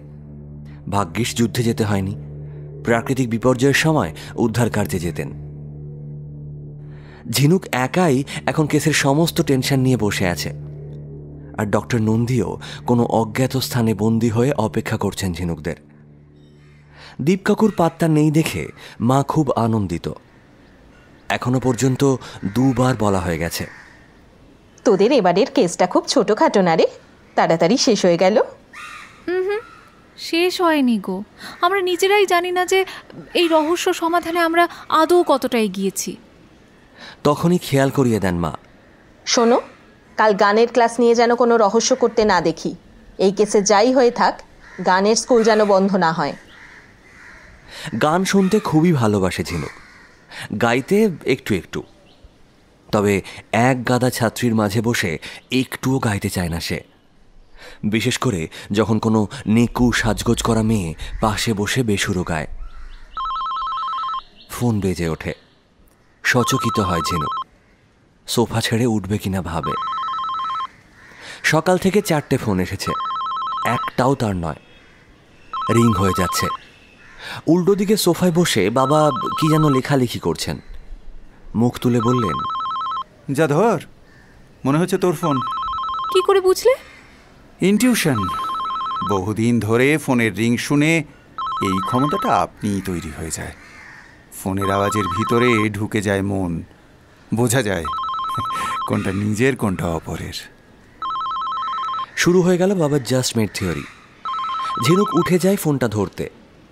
সেটের কাছে পৌঁছানোর আগেই কেটে গেল। অপেক্ষা করে ঝিনুক। ফোন জেগে উঠতেই রিসিভার তুলে বলল, হ্যালো। অপর প্রান্ত বলল, কি হলো, ফোন ধরতে দেরি হচ্ছে কেন? আশ্চর্য, দীপকাকুরই গলা। ঝিনুক বলল, একটু দূরে ছিলাম। রজতদা অফিসে বেরিয়ে গিয়েছেন? না। গাড়িটা নিয়ে সোমনাথ পণ্ডিত হসপিটালের কাছে চলে এসো। কাল যেখানে দাঁড় করিয়েছিলাম তার খানিকটা আগে রেখো গাড়ি। হঠাৎ দেখা হলে বলবো, এসো। লাইন কেটে দিতেন দীপকাকু। ঝিনুক বলে উঠল, দাঁড়ান 1 মিনিট। তাড়াতাড়ি বলো। মানে 2টো জরুরি পয়েন্ট আমার মাথায় এসেছে। Carry on. 1, হতে পারে ডক্টর নন্দী নতুন মোবাইল ফোন কিনেছিলেন, কিন্তু আপনার নাম্বারটা জোগাড় করলেন কি করে? অর্থাৎ আমাদের আগের সিদ্ধান্তই ঠিক ছিল, ফোনটা ডক্টর নন্দী করেননি। মোটামুটি ঠিকই যাচ্ছে। আর একটা খুচরো পয়েন্ট অ্যাড করছি, সঙ্গে যদি সেলফোন থাকবে, উনি প্রথমবার আমাকে এসটিডি বুথ থেকে ফোন করেছিলেন কেন, তাই না? ঝিনুক অবশ্য এত গভীরে ভাবেনি। চট করে পরের পয়েন্টে যায়। আর একটা কথা, ডক্টর নন্দীর শেষ নোটে কেটে দেওয়া অক্ষরগুলোর একটা শব্দ আমি বের করতে পেরেছি। কিরকম? চিঠিতে লেখা ছিল, চললাম পাহাড়ের ওপারে। পাহাড়ের আগে একটা শব্দ কাটা হয়েছে, শব্দটা হচ্ছে 3 পাহাড়ের ওপারে। Very good. আমি কাছে না থাকলে তোমার মাথা ভালো কাজ করে দেখছি। প্রশংসা করে এড়িয়ে যাচ্ছেন দীপকাকু। নিজেই মনে হয় ব্যাপারটা ধরতে পারেননি। ঝিনুক জিজ্ঞেস করল, বলুন তো কি করে বার করলাম? লালুর আঁকা সব ছবিতেই 3 মাথাওয়ালা পাহাড়। ঝিনুক খুবই অস্বস্তিতে পড়ে যায়। ভাগ্যিস দীপকাকু ওর চেহারা দেখতে পাচ্ছেন না। কোন সাহসে মাপতে গিয়েছিল দীপকাকুর বুদ্ধি। অপর প্রান্ত থেকে দীপকাকু বললেন, নাও গেট রেডি। আধ ঘন্টার মধ্যে তোমাকে আমি সোমনাথের কাছে এক্সপেক্ট করছি। ড্রেস আগের দিন যা করেছিলে তাই যেন থাকে। রাখছি। ফোন কেটে দিলেন দীপকাকু। ড্রেসের ব্যাপারটা ঠিক বুঝল না ঝিনুক। আধ ঘন্টার মধ্যেই আশুদাকে নিয়ে ভবানীপুরে চলে এসেছে ঝিনুক। গাড়ি দাঁড় করানো হয়েছে হসপিটালের মেইন গেটের অনেকটা আগে। দীপকাকুর দেখা নেই। বাড়ি থেকে বেরোনোর সময় মা আটকেছিলেন। ঝিনুক বলেছে, দীপকাকু বোধহয় অসুস্থ মা, খোঁজ না নিলে খারাপ দেখায় না, যাবো আর আসবো। মেয়ের দস্যিপনা যেমন মায়ের অপছন্দ, তেমনি তিনি দীপকাকুর প্রতি খুবই স্নেহপ্রবণ, তাই আর আপত্তি করেনি। গাড়ির দরজা খুলে রাস্তায় এসে দাঁড়ায় ঝিনুক। ঘড়ি দেখে 40 মিনিট হতে চলল। কেন যে হঠাৎ এখানে আসতে বললেন। আজও একটা কালো অল্টো কার এসে দাঁড়ালো ঝিনুকদের গাড়ির পেছনে। মুখ ঘুরিয়ে নেয় ঝিনুক। সেই গাড়িটাই যদি হয় তাহলে ড্রাইভার ঝিনুককে দেখে হাসবে। হসপিটালের কৃষ্ণচূড়া গাছ থেকে হলুদ ফুল টুপটাপ ঝরে পড়ছে ফুটপাতে। তাকিয়ে থাকে ঝিনুক। হঠাৎ কানে আসে, এদিকে চলে এসো। মুখ তুলে ঝিনুক দেখে ওপারের ফুটপাতে দাঁড়িয়ে দীপকাকু হাত নেড়ে ডাকছেন। দুপাশের গাড়ি দেখে রাস্তা ক্রস করে ঝিনুক। দীপকাকু সামনে যেতেই আপাদমস্তক ঝিনুককে তিনি একবার দেখে নেন। ঝিনুক বুঝতে পারে ড্রেস দেখছেন। একই সঙ্গে ঝিনুকের চোখে পড়ে কাবলি জুতোর বদলে দীপকাকুর পায়ে জগিং শু। ঝিনুক জিজ্ঞেস করে, ড্রেস এক রাখতে বললেন কেন? এখন যে অপারেশনে যাচ্ছি, হাত পা চালাতে হতে পারে। চকিতে শরীরের ভেতর টান টান ভাব চলে আসে ঝিনুকের। উত্তেজনা চেপে জানতে চায়, কি ধরনের অপারেশন? ফুটপাতে অতিরিক্ত চলাচলের দরুন ধারে সরে যান দীপকাকু। ঝিনুকও এসে দাঁড়ায়। দীপকাকু বলেন, শোনো, আমার ধারণা রামেন্দুবাবুর বাড়িতেই আছেন ডক্টর নন্দী। তাকে বন্দি করে রাখা হয়েছে। আপনি শিওর? ভীষণ অবাক হয়ে প্রায় চেঁচিয়ে ওঠে ঝিনুক। দীপকাকু হাত তুলে বলেন, আস্তে, ধরে নাও 90%। আপনি কি করে এতটা নিশ্চিত হচ্ছেন? সেটা বলতে গেলে এখন অনেকটা মূল্যবান সময় খরচ হয়ে যাবে। তবে এটুকু বলতে পারি, কাল যখন আমরা গলির মুখে দাঁড়িয়ে একজনের কাছে রামেন্দুবাবুর বাড়িটা কোথায় জানতে চাইলাম, রামেন্দুবাবু দোতলার জানালা থেকে আমাদের দেখে নিয়ে আমার মোবাইলে ফোন করেন। হসপিটালের গেট থেকেও দোতলার জানালা দেখা যায়। কাল সেটা আমি লক্ষ্য করেছি। পয়েন্টটা মাথায় আসেনি। তাই আজ দূরে রাখতে বললেন গাড়িটা? ঠিক। ডক্টর নন্দীর ফোন সেট এখন রামেন্দুবাবুর কাছে। নন্দীর পরিচয় দিয়ে গলা পাল্টে ফোনটা করেন। তারপর থেকে কানেকশনটা এমনভাবে কেটে রেখেছেন, ফোন কোম্পানি পর্যন্ত ট্রেস করতে পারছে না। মাটির তলায় অথবা কোনো ভল্টে ঢুকিয়ে রেখেছেন হয়তো। সে যাই হোক, আপাতত আমাদের কাজ হচ্ছে লুকিয়ে রামেন্দুবাবুর বাড়ি ঢুকে ডক্টর নন্দীকে উদ্ধার করা। কাজটা তো পুলিশই করতে পারতো, আমাদের লুকিয়ে ঢোকার কি দরকার? এই যে বললাম 90% চান্স, 10% অনিশ্চয়তা থেকে যাচ্ছে। যদি ডক্টর নন্দীকে না পায় পুলিশ, আমাকে দু কথা শুনিয়ে দেবে। অ্যাকচুয়ালি কালই আমার বোঝা উচিত ছিল বাসনটা বিড়াল ফেলেনি, শব্দটা হয়েছিল বাসন ছোঁড়ার। হয়তো কিছু খেতে দেওয়া হয়েছিল ডক্টর নন্দীকে, উনি বাসন শুদ্ধ ছুঁড়ে ফেলে দেন। শব্দটা বারবার মনে করে আমি এই সিদ্ধান্তে পৌঁছেছি। দীপকাকু কিছুটা যেন কল্পনার আশ্রয় নিচ্ছেন। অকাট্য যুক্তি এখনো দেননি। ঝিনুকের ঠিক যেন বিশ্বাস হতে চায় না ডক্টর নন্দী এখানেই আছেন। তবু সে জানতে চায়, আমার এখন কি কাজ? স্পোর্টস ইন্সট্রাক্টরের মতো দীপকাকু বলেন, ভালো করে শুনে নাও। তুমি এখন গলির ধার ধরে চলে যাবে রামেন্দুবাবুর পাঁচিলের দরজায়। বেল টিপবে, কাজের লোক এসে খুলবে দরজা। তার সঙ্গে কথা চালাতে থাকবে তুমি, আমি পাঁচিল ডিঙিয়ে ঢুকে যাব ভিতরে। ছবিটা কল্পনা করতে গিয়ে হোঁচট খায় ঝিনুক। কি করে অত উঁচু পাঁচিল ডিঙোবেন? দীপকাকু নিঃসংশয়ে বলে যাচ্ছেন, তুমি যতক্ষণ কথা চালাতে পারবে, আমি ততটাই সময় পাবো ভিতরটা ঘুরে দেখার। ঝিনুক ভেবে পায় না কাজের লোকের সঙ্গে অতক্ষণ কি কথা বলবে। জিজ্ঞেস করে, যদি বেশিক্ষণ আটকে রাখতে না পারি? তখনই দরকার পড়বে হাত পা ছোঁড়ার। সেক্ষেত্রে সামনে যদি রামেন্দুবাবুও পড়েন, দ্বিধা করো না। ঝিনুকের মুঠি আপনিই পাকিয়ে যায়। রামেন্দুবাবু তাকে অঙ্কে ঘায়াল করেছিলেন, সুযোগ এসেছে প্রতিশোধ নেবার। তবে ভদ্রলোকের চেহারাটা চোখে ভেসে উঠতেই ঝিনুকের কেমন যেন বাঁধো বাঁধো ঠেকে। খুবই সম্ভ্রান্ত, বয়স্ক, জ্ঞানী মানুষ। এসব দিয়ে অবশ্য অপরাধের গুরুত্ব কমানো যায় না।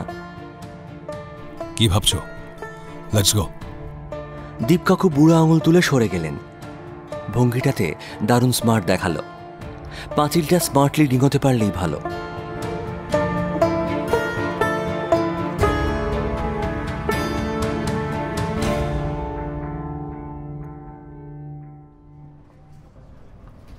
গলিতে লোকজন প্রায় নেই। ধার ঘেঁষে ঝিনুক পৌঁছে যায় দরজায়। বেল টেপার আগেই দেখে নিয়েছে দীপকাকুকে। পাঁচিলের পাশে দাঁড়িয়ে অন্যমনস্ক ভাব করে আছেন। বেল টেপার বেশ খানিকক্ষণ পর দরজা খুলল। সামনে দাঁড়িয়ে গতকালের সেই কাজের লোক সনাতন। পালোয়ান টাইপের চেহারাটা আজ ভালো করে মেপে নিল ঝিনুক। পারবে তো ধরাশায়ী করতে? যা ওজন। নকল হেসে ঝিনুক বলল, চিনতে পারছো? সনাতন ঘাড় হেলায়।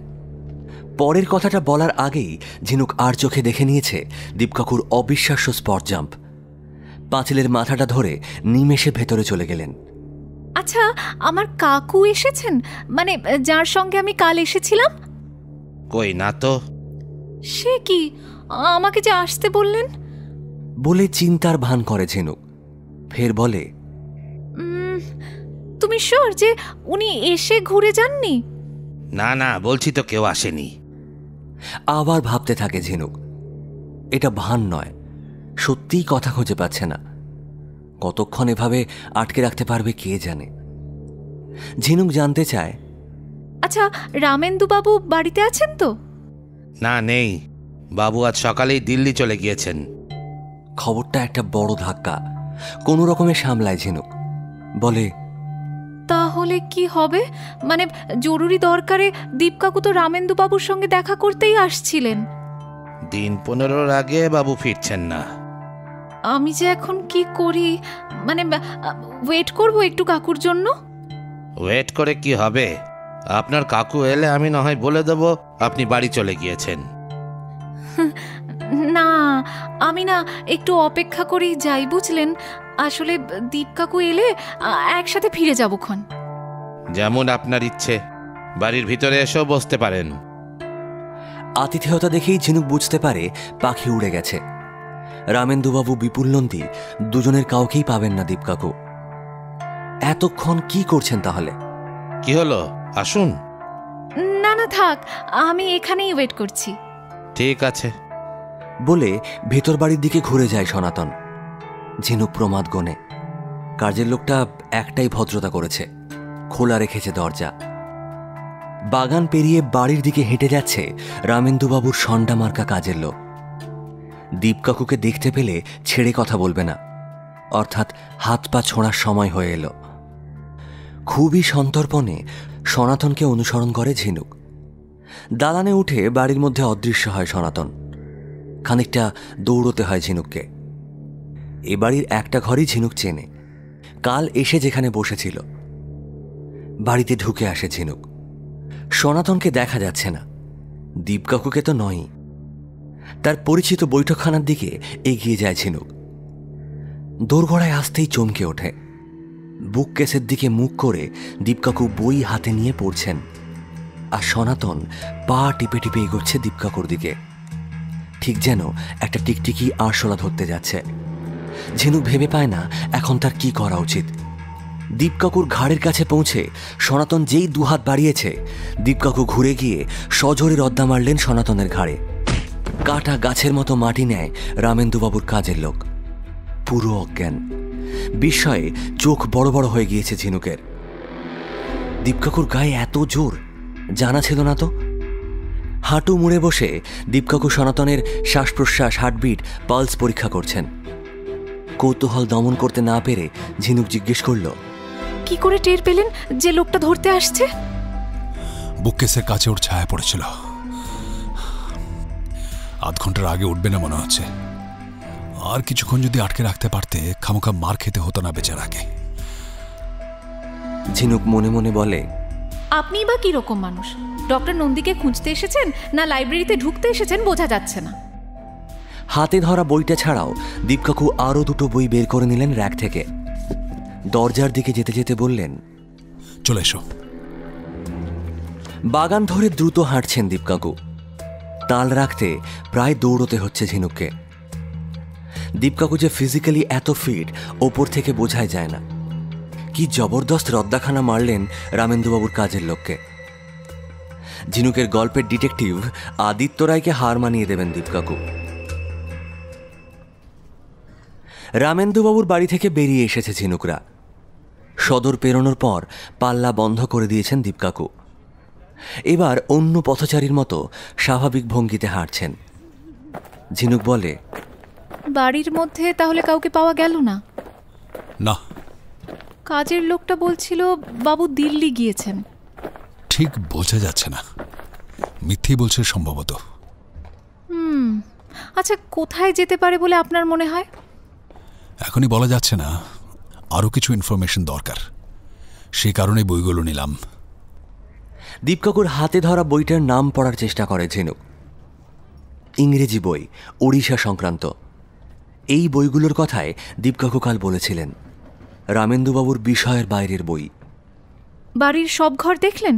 ওখানেই ছিলেন ডক্টর নন্দী? তাই তো মনে হলো। একটা চোর কুঠুরির মতো আছে। ঘরের জিনিসপত্র দেখে বোঝা যায় কাউকে বন্দি করে রাখা হয়েছিল। জিনিসপত্র বলতে? মাটিতে বিছানা, ঘরে কোনো আসবাব নেই, থালা, গ্লাস, জলের জাগ, ঘুমের ট্যাবলেট, ইঞ্জেকশন। ও, ঘুমের ওষুধ তাহলে আচ্ছন্ন করে রাখার জন্য, তাই তো? হ্যাঁ।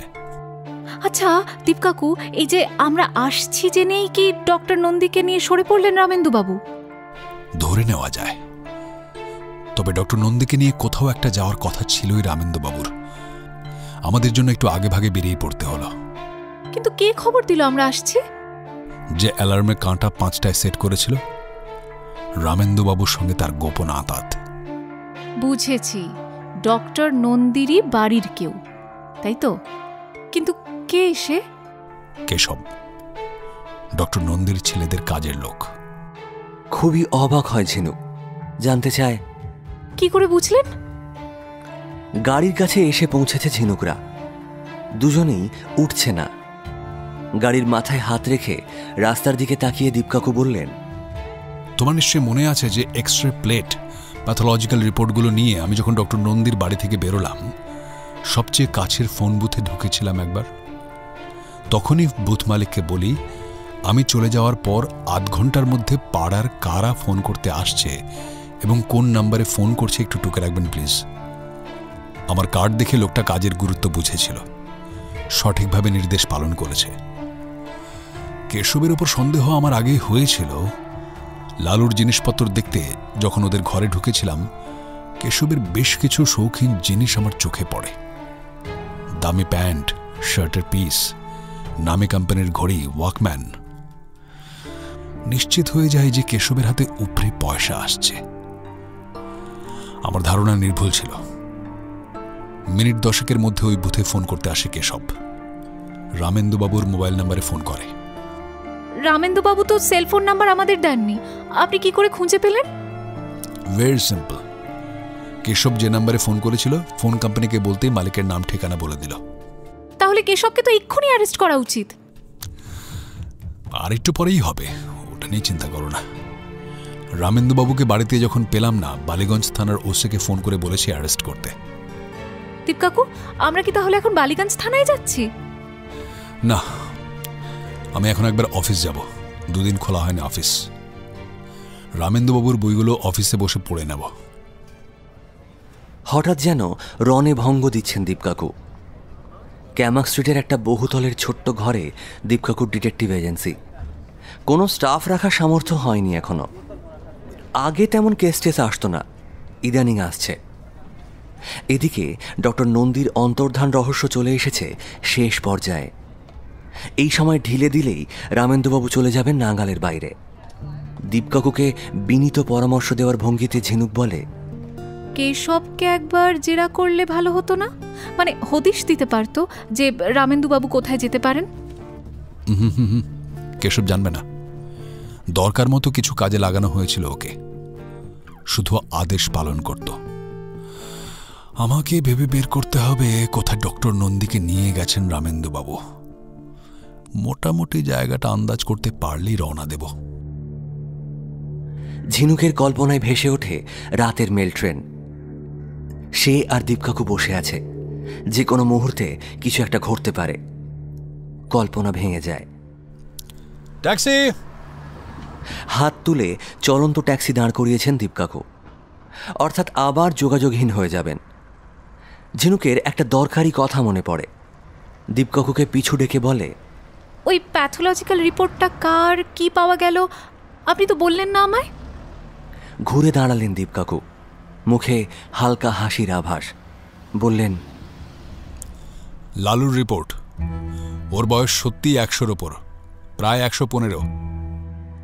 এতই অবাক হয়েছে ঝিনুক যে মুখ থেকে কথাই বেরোচ্ছে না। সেই ফাঁকে দীপকাকু ট্যাক্সিতে উঠে উধাও হয়ে গেলেন।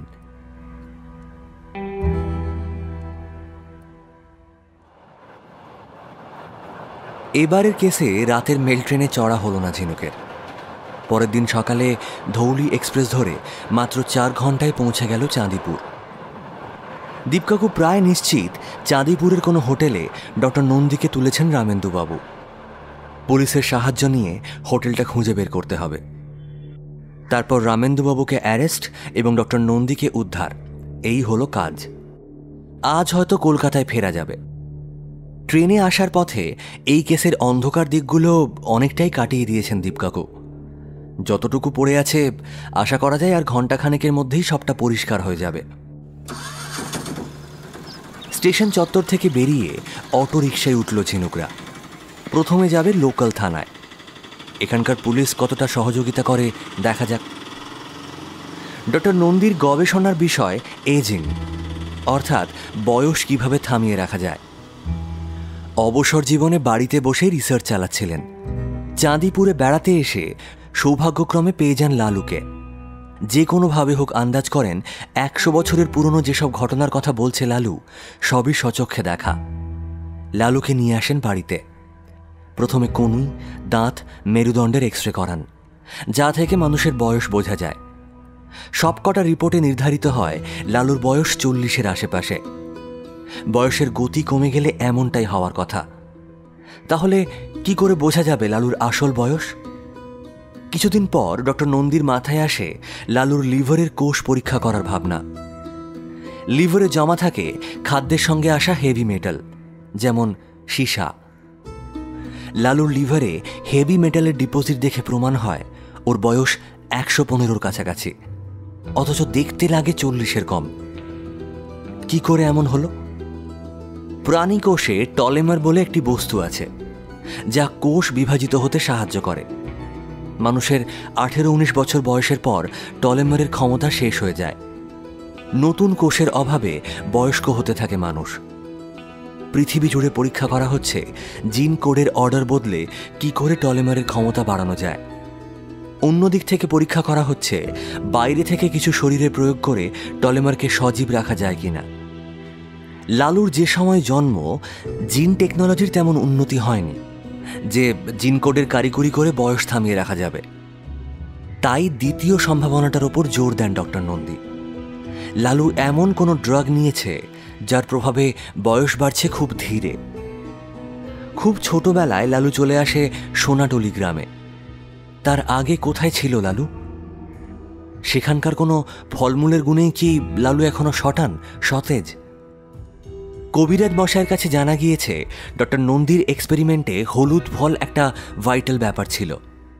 দীপকাকু পড়াশুনো করে জানতে পারেন হলুদ ফলের মধ্যে থাকে অ্যান্টিঅক্সিডেন্ট, যা বয়স বৃদ্ধি রুখতে সাহায্য করে। ডক্টর নন্দীর ধারণা ওই জাতীয় কোনো খাদ্য খেয়েছিল লালু। ওর ছেলেবেলার কথা মনে করতে বলতেন ডক্টর নন্দী। লালু আঁকত 3 পাহাড়ের ছবি, যার ওপারে ছিল সেই গ্রাম।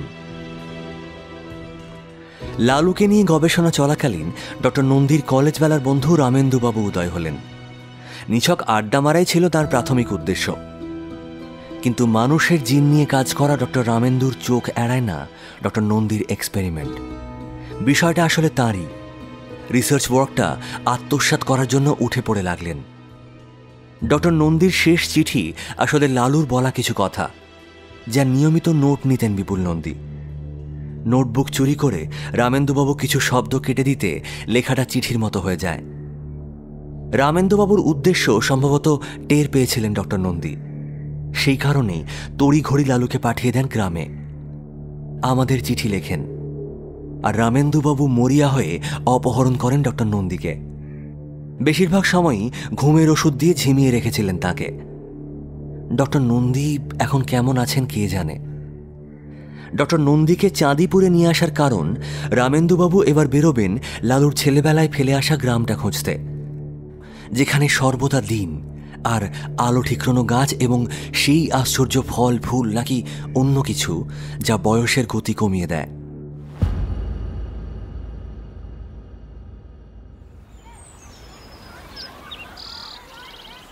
ঝিনুকরা পৌঁছে গেল থানায়। দীপকাকু ওসির কাছে গিয়ে নিজের পরিচয় দিলেন, জানালেন ডক্টর নন্দীর অপহরণের কথা। ওসি ইয়াং এবং চটপটে মানুষ। দ্রুত বেশ কয়েকটা হোটেলে ফোন করে খবর নিলেন দুই বৃদ্ধ বোর্ডার অমুক অমুক নামে কোনো রুম নিয়েছেন কিনা। সমুদ্র শোভা নামের একটি হোটেল জানালো যে গতকাল দুই বৃদ্ধ তাদের হোটেলে উঠেছেন। রামেন্দু মল্লিকের নামটা মিললেও অপর নামটা মিলছে না, তিনি উমেশ প্যাটেল। ওসির টেবিলের উল্টো দিকে বসে থাকা ঝিনুক দীপকাকুকে জিজ্ঞেস করল, ইনি আবার কে? দীপকাকু আত্মবিশ্বাসের সঙ্গে বললেন, নাম ভাড়িয়েছে, উমেশ প্যাটেলই হচ্ছেন ডক্টর নন্দী। দীপকাকুর অনুরোধে ওসি ঝিনুকদের নিয়ে বেরিয়ে পড়লেন রামেন্দুবাবুকে অ্যারেস্ট করতে। আধ ঘন্টার মধ্যেই সমুদ্র শোভা হোটেলে পৌঁছে যায় ঝিনুকরা। পুলিশের জিপে করে আসার সময় ঝিনুক বহু চেষ্টা করেও বাড়ি বা হোটেলের ফাঁক দিয়ে সমুদ্র দেখতে পায়নি। ঝিনুক শুনেছে চাঁদিপুরের সমুদ্র ভাটার টানে বেশ কয়েক মাইল পিছিয়ে যায়, আবার জোয়ারের সময় ফিরে আসে। ভীষণ ইন্টারেস্টিং। কে জানে এবার ফুরসত হবে কিনা সমুদ্র দেখার।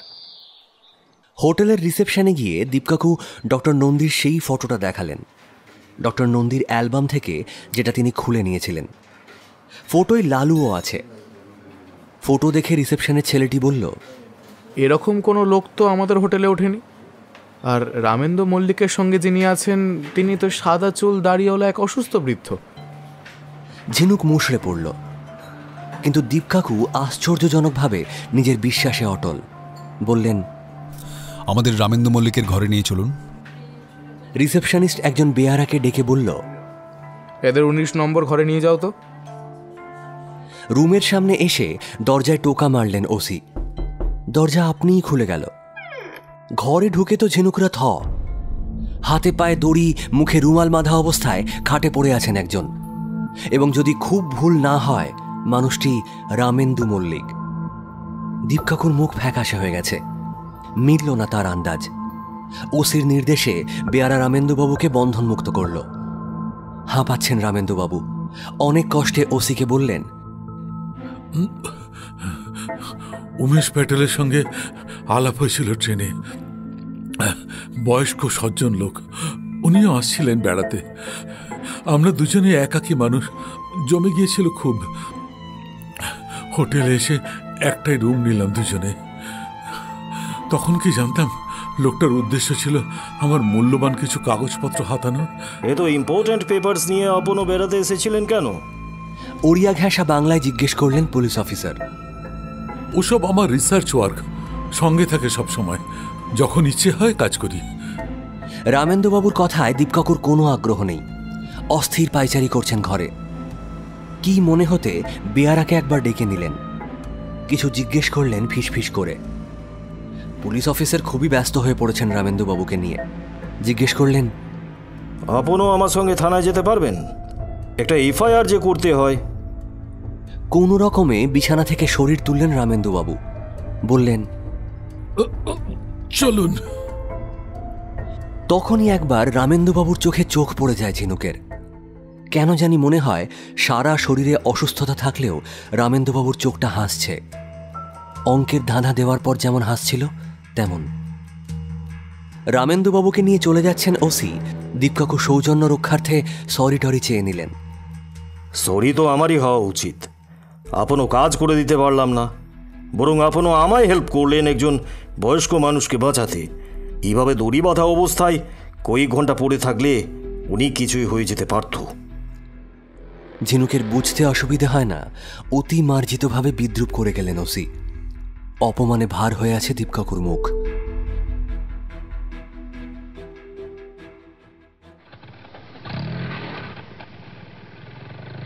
হোটেলের বাইরে পুলিশের জিপের আওয়াজ মিলিয়ে যেতেই দীপকাকু পাশে দাঁড়িয়ে থাকা বেয়ারাকে বললেন, একটা ভাড়ার গাড়ির ব্যবস্থা করে দেবে ভাই?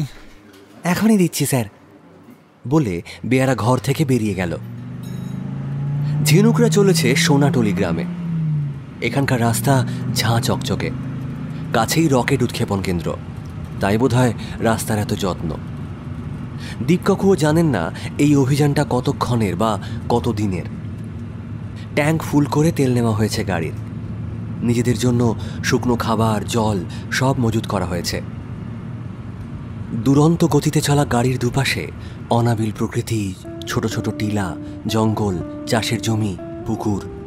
হু হু করে হাওয়া ঢুকছে জানলা দিয়ে। প্রকৃতির রূপে এমনই মুগ্ধ হয়ে পড়েছে ঝিনুক, ভুলেই গেছে অভিযানের লক্ষ্য। ইতিমধ্যে দীপকাকু আরও কিছু তথ্য দিয়েছেন। এই আদিবাসী অঞ্চলে একসময় ওয়াঙ্গা নামে এক গোষ্ঠী বসবাস করত। অনুর্বর জমি, জমিদারদের অত্যাচার অসহ্য হয়ে উঠেছিল তাদের কাছে। এসব 1900 সালের গোড়ার কথা। ওই গোষ্ঠীতে ধনিরাম নামে একটি ভবঘুরে লোক ছিল। সে একবার পাহাড়ের ওপার থেকে ঘুরে এসে খবর দিল এমন একটা জায়গার যেখানে ভগবান থাকেন। সেখানে কোনো কষ্ট নেই, অত্যাচারও নেই, অজস্র ফল ফুল, সেখানে সর্বদা দিন। ধনিরামের গোষ্ঠীর লোক প্রথমে বিশ্বাস করেনি। ওই গোষ্ঠীর এক মহিলার একদিন ভর হলো। ঘোর লাগা অবস্থায় উনি জানালেন ধনিরামের ঘুরে আসা জায়গাটা তিনি দেখতে পাচ্ছেন। ধনিরাম যা বলেছে সব সত্যি। দীপকাকু এত দূর বলে মন্তব্য করেছেন, ভর হওয়া বলতে লোকে বোঝে ভূতে পাওয়া, আসলে এটা এক ধরনের মনোরোগ। যাই হোক, দুঃখে কষ্টে জর্জরিত মহিলার মনে ধনিরামের বর্ণনা প্রাঞ্জল হয়ে উঠেছিল। গোষ্ঠীর মাতব্বররা ঠিক করে ধনিরামকে সামনে রেখে তারা ওই উপত্যকায় যাবে। সেই মতো নিজেদের জমি বসত ফেলে পুরো গোষ্ঠীটাই চলে যায় পাহাড়ের ওপারে। তারপর সেই জাতির আর কোনো খোঁজ পাওয়া যায়নি। দীপকাকু এসব জানতে পেরেছেন রামেন্দুবাবুর বাড়ি থেকে নেওয়া বইগুলো পড়ে। দীপকাকুর ধারণা লুলারাম হল ধনিরামদের কেউ, ওয়াং গোষ্ঠীর শেষ প্রতিনিধি, যে ফিরে এসেছিল পাহাড়ের এপারে খুব ছেলেবেলায়। সঙ্গে হয়তো বাবা ছিলেন, তিনি মারা গিয়েছেন। সব শুনে ঝিনুক বলেছিল, আপনি যাই বলুন দীপকাকু, 115 বছর বাঁচাটা আমার কেমন যেন অবিশ্বাস্য লাগছে। তারপর আবার লোকটা নাকি খুবই ইয়াং। খুব একটা অসম্ভব কিছু নয়। উজবেকিস্তান, ইসরায়েল এরকম বেশ কয়েকটা দেশের মানুষ 80-90 বছর অনায়াসে বাঁচে, কারণ তাদের ফুড হ্যাবিট এবং ক্লাইমেট। ঝিনুক আর কোনো তর্কে যায়নি। কেসটা নিয়ে সে এখন মাথা ঘামাচ্ছে না। এই সুযোগে বেরিয়ে নিতে পেরে তার বেশ ভালোই লাগছে। সোনাটলিতে পৌঁছে গেল ঝিনুকরা। পাথুরে জমি, শাল সেগুনের মাঝে পরিচ্ছন্ন এক আদিবাসী গ্রাম। গাড়ি ঢুকতে দেখে দৌড়ে এলো কচিকাঁচার দল এবং কিছু কৌতূহলী মানুষ। দীপকাকু মোড়লের খোঁজ করলেন। ঝিনুকদের ঘিরে থাকা মানুষগুলো তাদের নিয়ে গেল মোড়লের বাড়ি। উঠোনে দড়ির খাটিয়ায় বসতে দেওয়া হলো ঝিনুকদের। বৃদ্ধ মোড়ল এলেন। ওর সঙ্গে কথা বলে জানা গেল লুলারাম বেশ কিছুদিন হলো গ্রামে ফিরেছে। কাল 2 বাবু এসেছিলেন, লুলারামের সঙ্গে কথা বললেন। তাদের মধ্যে সাদা চুল দাড়িওয়ালা বাবু আজ সকালে এসে লুলারামকে নিয়ে বেরিয়ে গেলেন। কোথায় কেউ জানেন না। 3 মাথা পাহাড় কোন দিকে জানতে চাইলেন দীপকাকু, কিন্তু কেউ কিছু বলতে পারল না। একে অপরের মুখের দিকে তাকাতে লাগল। আশা ছেড়ে দীপকাকু বললেন, ওরা আজ কোন রাস্তায় গিয়েছে? গ্রামের 2-1 জন হাত তুলে দিক নির্দেশ করল। একটুও সময় নষ্ট না করে গাড়ি লক্ষ্য করে এগিয়ে গেলেন দীপকাকু। কথাবার্তার ফাঁকেই ঝিনুক গ্রামের বাচ্চাদের মধ্যে নিজেদের জন্য নেওয়া বিস্কিট লজেন্স কিছুটা বিলিয়ে দিয়েছে। গাড়ি ছাড়তেই লজেন্স ভরা হাতে বাচ্চাগুলো টাটা করে। রাস্তা আর আগের মতো ভালো নয়, লাফিয়ে লাফিয়ে চলছে গাড়ি। দুপাশে জঙ্গলের ঘনত্ব বাড়ছে। ড্রাইভারটি তবে ভালো পাওয়া গিয়েছে, এরকম অনির্দিষ্ট যাত্রায় একটুও বিরক্ত হচ্ছে না। কিন্তু ঝিনুক হচ্ছে, কাহা থাকার গাড়িতে বসে থাকা যায়, কোমর ধরে যাচ্ছে। গাড়ি থেকে নেমে চারপাশটা ঘুরে দেখলে কেমন হতো। সামান্য অধৈর্য কণ্ঠে ঝিনুক বলে, সবাই বলছে সাদা চুল দাড়িওয়ালা লোক, আপনি কি সূত্রেই বা ধরে নিচ্ছেন যে ওই মানুষটাই ডক্টর নন্দী? সামনের দিকে তাকিয়ে থেকে দীপকাকু বললেন, হোটেলের বেয়ারাকে এক ফাঁকে আমি জিজ্ঞেস করেছিলাম 19 নম্বর রুমে একটা চিনি ছাড়া চা যেত কিনা। সে বলেছে যেত। ঝিনুকের খেয়াল হয় ডক্টর নন্দী সুগারের পেশেন্ট। দীপকাকু ভালো বুদ্ধি খাটিয়েছেন তো, কিন্তু এতেও সাদা চুলদাড়ির রহস্য পুরোপুরি মিটল না। প্রশ্নটা করেই ফেলে ঝিনুক। যদ্দূর মনে হচ্ছে ডক্টর নন্দীর চুলদাড়ি সাদাই, কলপ করতেন। এই কদিন চুলদাড়ির কোনো পরিচর্যা হয়নি, তাই এই অবস্থা। সম্ভাবনাটা বাতিল করা যায় না। পরক্ষণেই ঝিনুকের মাথায় আসে আরেকটা পয়েন্ট। জিজ্ঞেস করে, আচ্ছা ডক্টর নন্দীর পক্ষে কি সম্ভব, মানে রামেন্দু বাবুকে ওভাবে পিচ মোড়া করে বাঁধা? হোটেলের লোক যখন বলছে যে ওকে নাকি খুব অসুস্থ লাগছিল। রামেন্দু বাবুকে বেঁধেছে লালু। শুনে না, মোড়ল বলল গতকাল 2 বৃদ্ধ এসেছিল লালুর সঙ্গে দেখা করতে। সেই সময় সুযোগ বুঝে লালুকে প্রয়োজনীয় নির্দেশ দেন ডক্টর নন্দী। হোটেলের নাম, রুম নাম্বার সব বলে দেন। লালু তার মালিকের আজ্ঞা পালন করে। কাল লালুর কাছে ওরা কেন এসেছিলেন? লালুকে সঙ্গে নিয়ে 3 পাহাড়টা খুঁজতে যাবেন, ঠিক করতে এসেছিলেন ট্যুর প্রোগ্রাম। ডক্টর নন্দী কেন রামেন্দু বাবুকে চেনালেন লালুর গ্রাম? উনি নিরুপায়, একা কিছু করতে পারছিলেন না।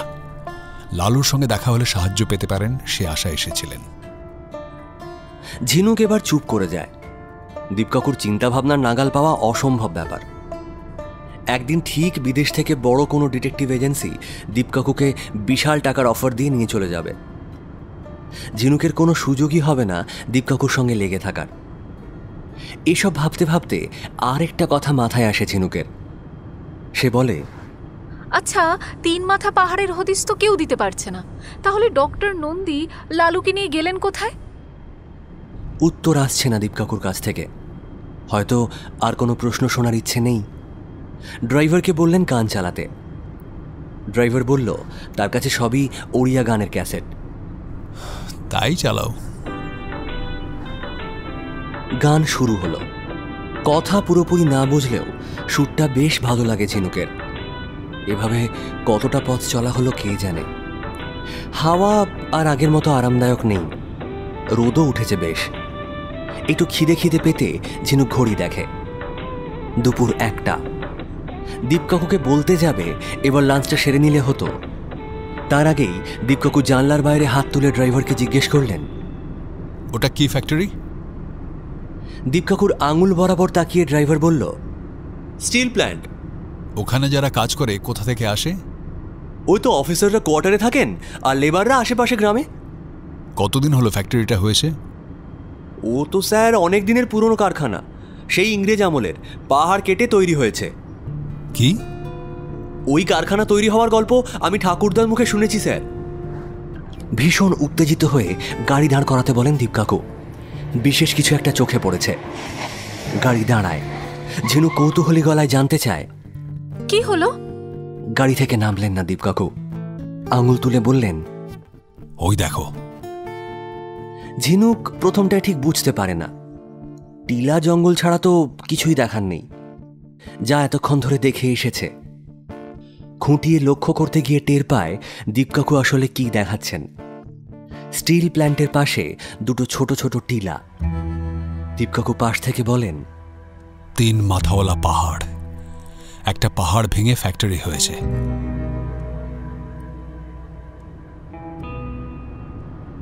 আরও ঘণ্টাখানেক গাড়ি চলার পর ঝিনুকরা পৌঁছল পাহাড় আর স্টিল প্ল্যান্টের পেছনে। নির্জন বনাঞ্চল। খিদের কথা ভুলেই গিয়েছে ঝিনুক। আর কিছুক্ষণের মধ্যেই তাদের অভিযান সম্পূর্ণ হবে। এই জঙ্গলে পথ বের করা বেশ কঠিন। এই নিয়ে ড্রাইভার সবে আশঙ্কা প্রকাশ করেছে। ঝিনুকরা ভাবছিল এবার বোধহয় হেঁটেই যেতে হবে। তখনই চোখে পড়ে সামনে আরেকটা গাড়ি দাঁড়িয়ে আছে। খোলা দরজা দিয়ে বেরিয়ে রয়েছে ড্রাইভারের পা। বোধহয় ঘুমোচ্ছে। স্বস্তির নিঃশ্বাস ফেলে দীপকাকু বললেন, মনে তো হচ্ছে ডক্টর নন্দীর গাড়ি। ঝিনুকদের ড্রাইভার গাড়ি দাঁড় করায়। তিনজনেই নেমে আসে গাড়ি থেকে। ঘুম ভেঙেছে সামনের গাড়ির ড্রাইভারের। খুবই বিরক্ত। ঝিনুকদের ড্রাইভারের সঙ্গে ওড়িয়া ভাষায় কথা বলে সে। যতটুকু বোঝা গেল, তার দুই প্যাসেঞ্জার, একজন বুড়ো এবং আরেকজন জোয়ান, ওরা গিয়েছে নিচের জঙ্গলে। বলেছিল ঘণ্টাখানেকের মধ্যেই ফিরবে। 2.5 ঘন্টা হতে চলল, ফেরার নাম নেই। আর কিছুক্ষণ দেখে সে এবার ফিরে যাবে। দীপকাকু ড্রাইভারটিকে নিরস্ত করলেন। বললেন, তোমরা দুজনে মিলে গল্প করো, আমরা কিছুক্ষণের মধ্যে ওদের নিয়ে আসছি। আমাকে শুধু দেখিয়ে দাও তোমার প্যাসেঞ্জাররা কোন দিকে গিয়েছে। অপর গাড়ির ড্রাইভার খানিকটা এগিয়ে ঢালুর সামনে দাঁড়ায়, তারপর আঙুল তোলে। দীপকাকু পকেট থেকে বের করেন তার সেই অসাধারণ বাইনাকুলার। দেখতে ছোট, কিন্তু রেঞ্জ সাংঘাতিক। চোখে দূরবীন লাগিয়ে নিচের জঙ্গল, উপত্যকা খুঁটিয়ে দেখতে থাকেন দীপকাকু। ঝিনুক খালি চোখেই দেখতে পায় দূরে মাঠ মতো জায়গায় একটা পোড়ো বাড়ি, অনেকটা চার্চ টাইপের। ঝিনুক বলে, বাড়িটা দেখেছেন? হ্যাঁ, আমাদের গন্তব্য এখন ওখানেই। খাবারের ব্যাগ আর জলটা নিয়ে নাও। অনেকটা ঢালু বেয়ে ঝোপঝাড় মারিয়ে বুনো গাছপালার গন্ধ গায়ে নিয়ে ঝিনুকরা এখন চার্চ বাড়ির সামনে। বাড়িটার ভগ্নদশা বললে কম বলা হয়, কিন্তু তাও আশ্চর্যভাবে দাঁড়িয়ে আছে। দুপুরবেলা বলে ঝিনুক তবু ঢুকতে সাহস পাচ্ছে। দীপকাকু সঙ্গে থাকলেও রাতের বেলায় ঢুকতে পারত না। প্রেয়ারের ঘরটায় এসে চোখ যায় জানলায়। এক প্রৌঢ় দাঁড়িয়ে আছেন। ঝিনুকদের দিকে তার পিঠ। দীপকাকু বলে ওঠেন, ডক্টর নন্দী। শব্দের প্রতিধ্বনি হয়। ঘুরে দাঁড়ালেন ভদ্রলোক। ধবধবে সাদা চুল। ফটোয় দেখা বিপুল নন্দীর সঙ্গে মেলানো মুশকিল। দীপকাকু ফের বলেন, আমি দীপঙ্কর বাগচি। আপনি আমাকে কনগ্র্যাচুলেশন। কথার মাঝেই ডক্টর নন্দী বলে ওঠেন, আপনার কাজে আপনি সফল, আমি কিন্তু ব্যর্থ। কেন? যে গাছের খোঁজে এখানে এসেছিলাম তা নেই। ছিল কি কোনোদিন? অবশ্যই ছিল। তার যথেষ্ট প্রমাণ এখনো এই প্রাকৃতিক পরিবেশে ছড়িয়ে আছে। লালু, মানে লালুদা কোথায়? আছে আশেপাশে। ওর মন খুব খারাপ। ছেলেবেলার কথা মনে পড়ে যাচ্ছে।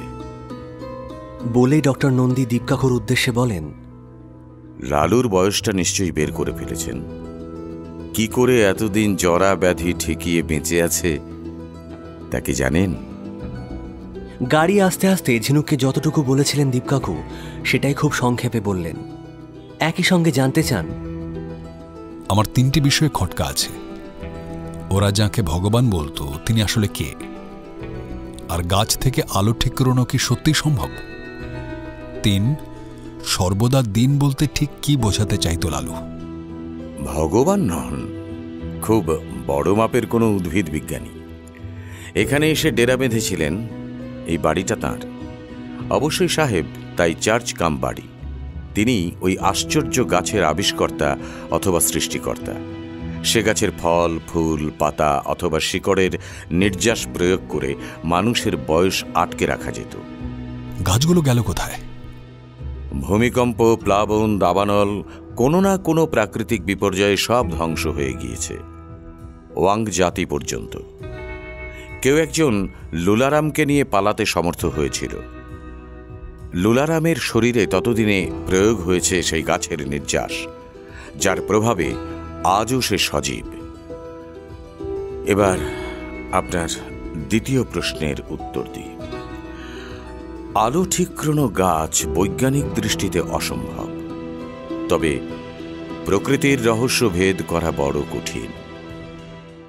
আর তৃতীয় প্রশ্নের উত্তরটা হচ্ছে, সাহেব বিজ্ঞানী অত বছর আগে সোলার এনার্জি কাজে লাগিয়ে এলাকাটা আলোকিত রাখতেন। তার ভাঙা সরঞ্জাম আমি চার্চে পেয়েছি। ভুল বিশ্বাসে হলেও ওয়াং জাতি এখানে চাষবাস করে ভালোই ছিল। বিজ্ঞানী ওদের শরীরের উপর এজিংয়ের বৈজ্ঞানিক পরীক্ষা চালাতেন, সফলও হয়েছিলেন। ডক্টর নন্দী, আমার একটা প্রশ্ন আছে। নিশ্চয়ই, বলো। আপনার চুল দাড়ি এমন সাদা হলো কি করে? মানে ফটোয়ে তো। আর বলো না, রামেন্দুটা এত বদমাইশ, আমাকে ইঞ্জেকশন দিয়ে ঘুম পাড়িয়ে রাখত, সময় মতো সুগারের ওষুধও দিত না। ওই কখন এক ফাঁকে চুল দাড়িতে সাদা কলপ করে দিয়েছে। কথাগুলো বলার সময় ডক্টর নন্দীর মুখের ভাব এমন হয়েছিল যে আর একটু হলেই তখনই হেসে ফেলত ঝিনুক। কিন্তু এরকম ভাবগম্ভীর পরিবেশে সেটা ঠিক হবে না, তাই তাড়াতাড়ি চোখ ঘুরিয়ে নেয় জানলার দিকে। দেখে বিষণ্ণতার প্রতিমূর্তি একজন মানুষ ধীর পায়ে হেঁটে যাচ্ছে সামনের জমি দিয়ে। ঝিনুক আঙুল তুলে জানতে চায়, আচ্ছা ওই কি লালুদা? হ্যাঁ, ওর কলকাতায় ফেরার ইচ্ছে নেই। আমাকে অপহরণ করার আগে ওকে দুবার চেষ্টা করা হয়েছিল, তখনই লালুকে গ্রামে পাঠিয়ে দিই এবং তোমাদের চিঠি লিখি। সোনাটলি গ্রামেও লালুর মন টিকছে না, এখানেই থেকে যেতে চায়। ওকে একা এই উপত্যকায় ফেলে চাই কি করে? লোকটা সময় আর স্মৃতির ভারে ক্লান্ত। কি লাভ এই দীর্ঘ জীবনের? দীপকাকুর দার্শনিকতায় ঘাবড়ে যায় ঝিনুক। মানুষটার হলো কি? এটাও কি পরিবেশের গুণ? লালু এসে দাঁড়ায় চার্চের দরজায়, মাথা নিচু করে আছে। ডক্টর নন্দী বলেন, চলো এবার ফিরি। মাথা নাড়ে লালু, অর্থাৎ যাবে না। পরিস্থিতির অচল অবস্থা কাটাতে ঝিনুক এগিয়ে যায় লালুর কাছে, বোঝানোর ভঙ্গিতে বলে, লালুদা, তুমি নেই বলে অনির্বাণের খুব মন খারাপ। অনির্বাণকে তুমি বুঝতে পারছো তো লালুদা?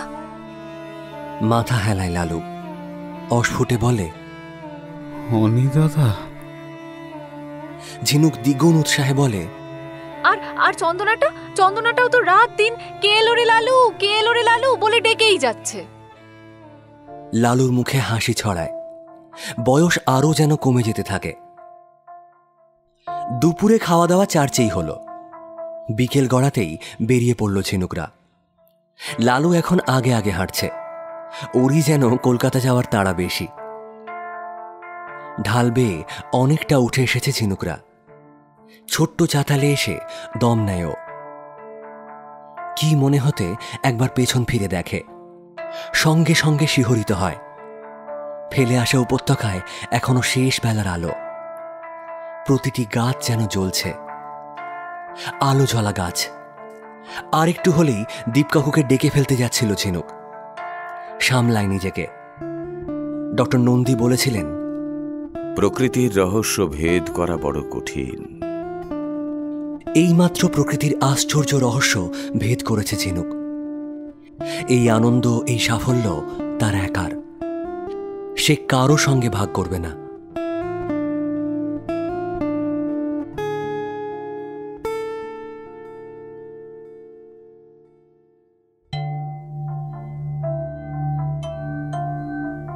আজ কাহিনী শুনলেন শ্রী সুকান্ত গঙ্গোপাধ্যায়ের দীপকাকু সিরিজের কাহিনী রহস্যময় উপত্যকা, অন্তিম পর্ব। গল্পটা যদি আপনাদের ভালো লেগে থাকে তাহলে গল্পতে একটা লাইক এবং কাহিনী একটা সাবস্ক্রাইব করে আমাদের সাপোর্ট করবেন কাইন্ডলি। দীপকাকুর চরিত্রে অর্পণ কুমার শর্মা, গল্প পাঠে ও অন্যান্য চরিত্রে অপরূপা, সুদীপ্ত, উৎপল, রিয়া, অলিভিয়া, সিদ্ধার্থ, বুবাই, ডোডো, রামস্বরূপ, সমীর, শান্তম, সোমক, সৌমিক, কৃষ্ণময়, সুভাষ এবং অর্ণব। সম্পাদনা কথা দীপকাকু থিম অঙ্কুর শুভব্রত, প্রচ্ছদ অর্ক চক্রবর্তী, আবহ ও সমগ্র পরিচালনা RJ অর্ণব। সবাইকে অসংখ্য ধন্যবাদ যারা ধৈর্য ধরে সময় নিয়ে সম্পূর্ণ উপন্যাসটি শুনলেন।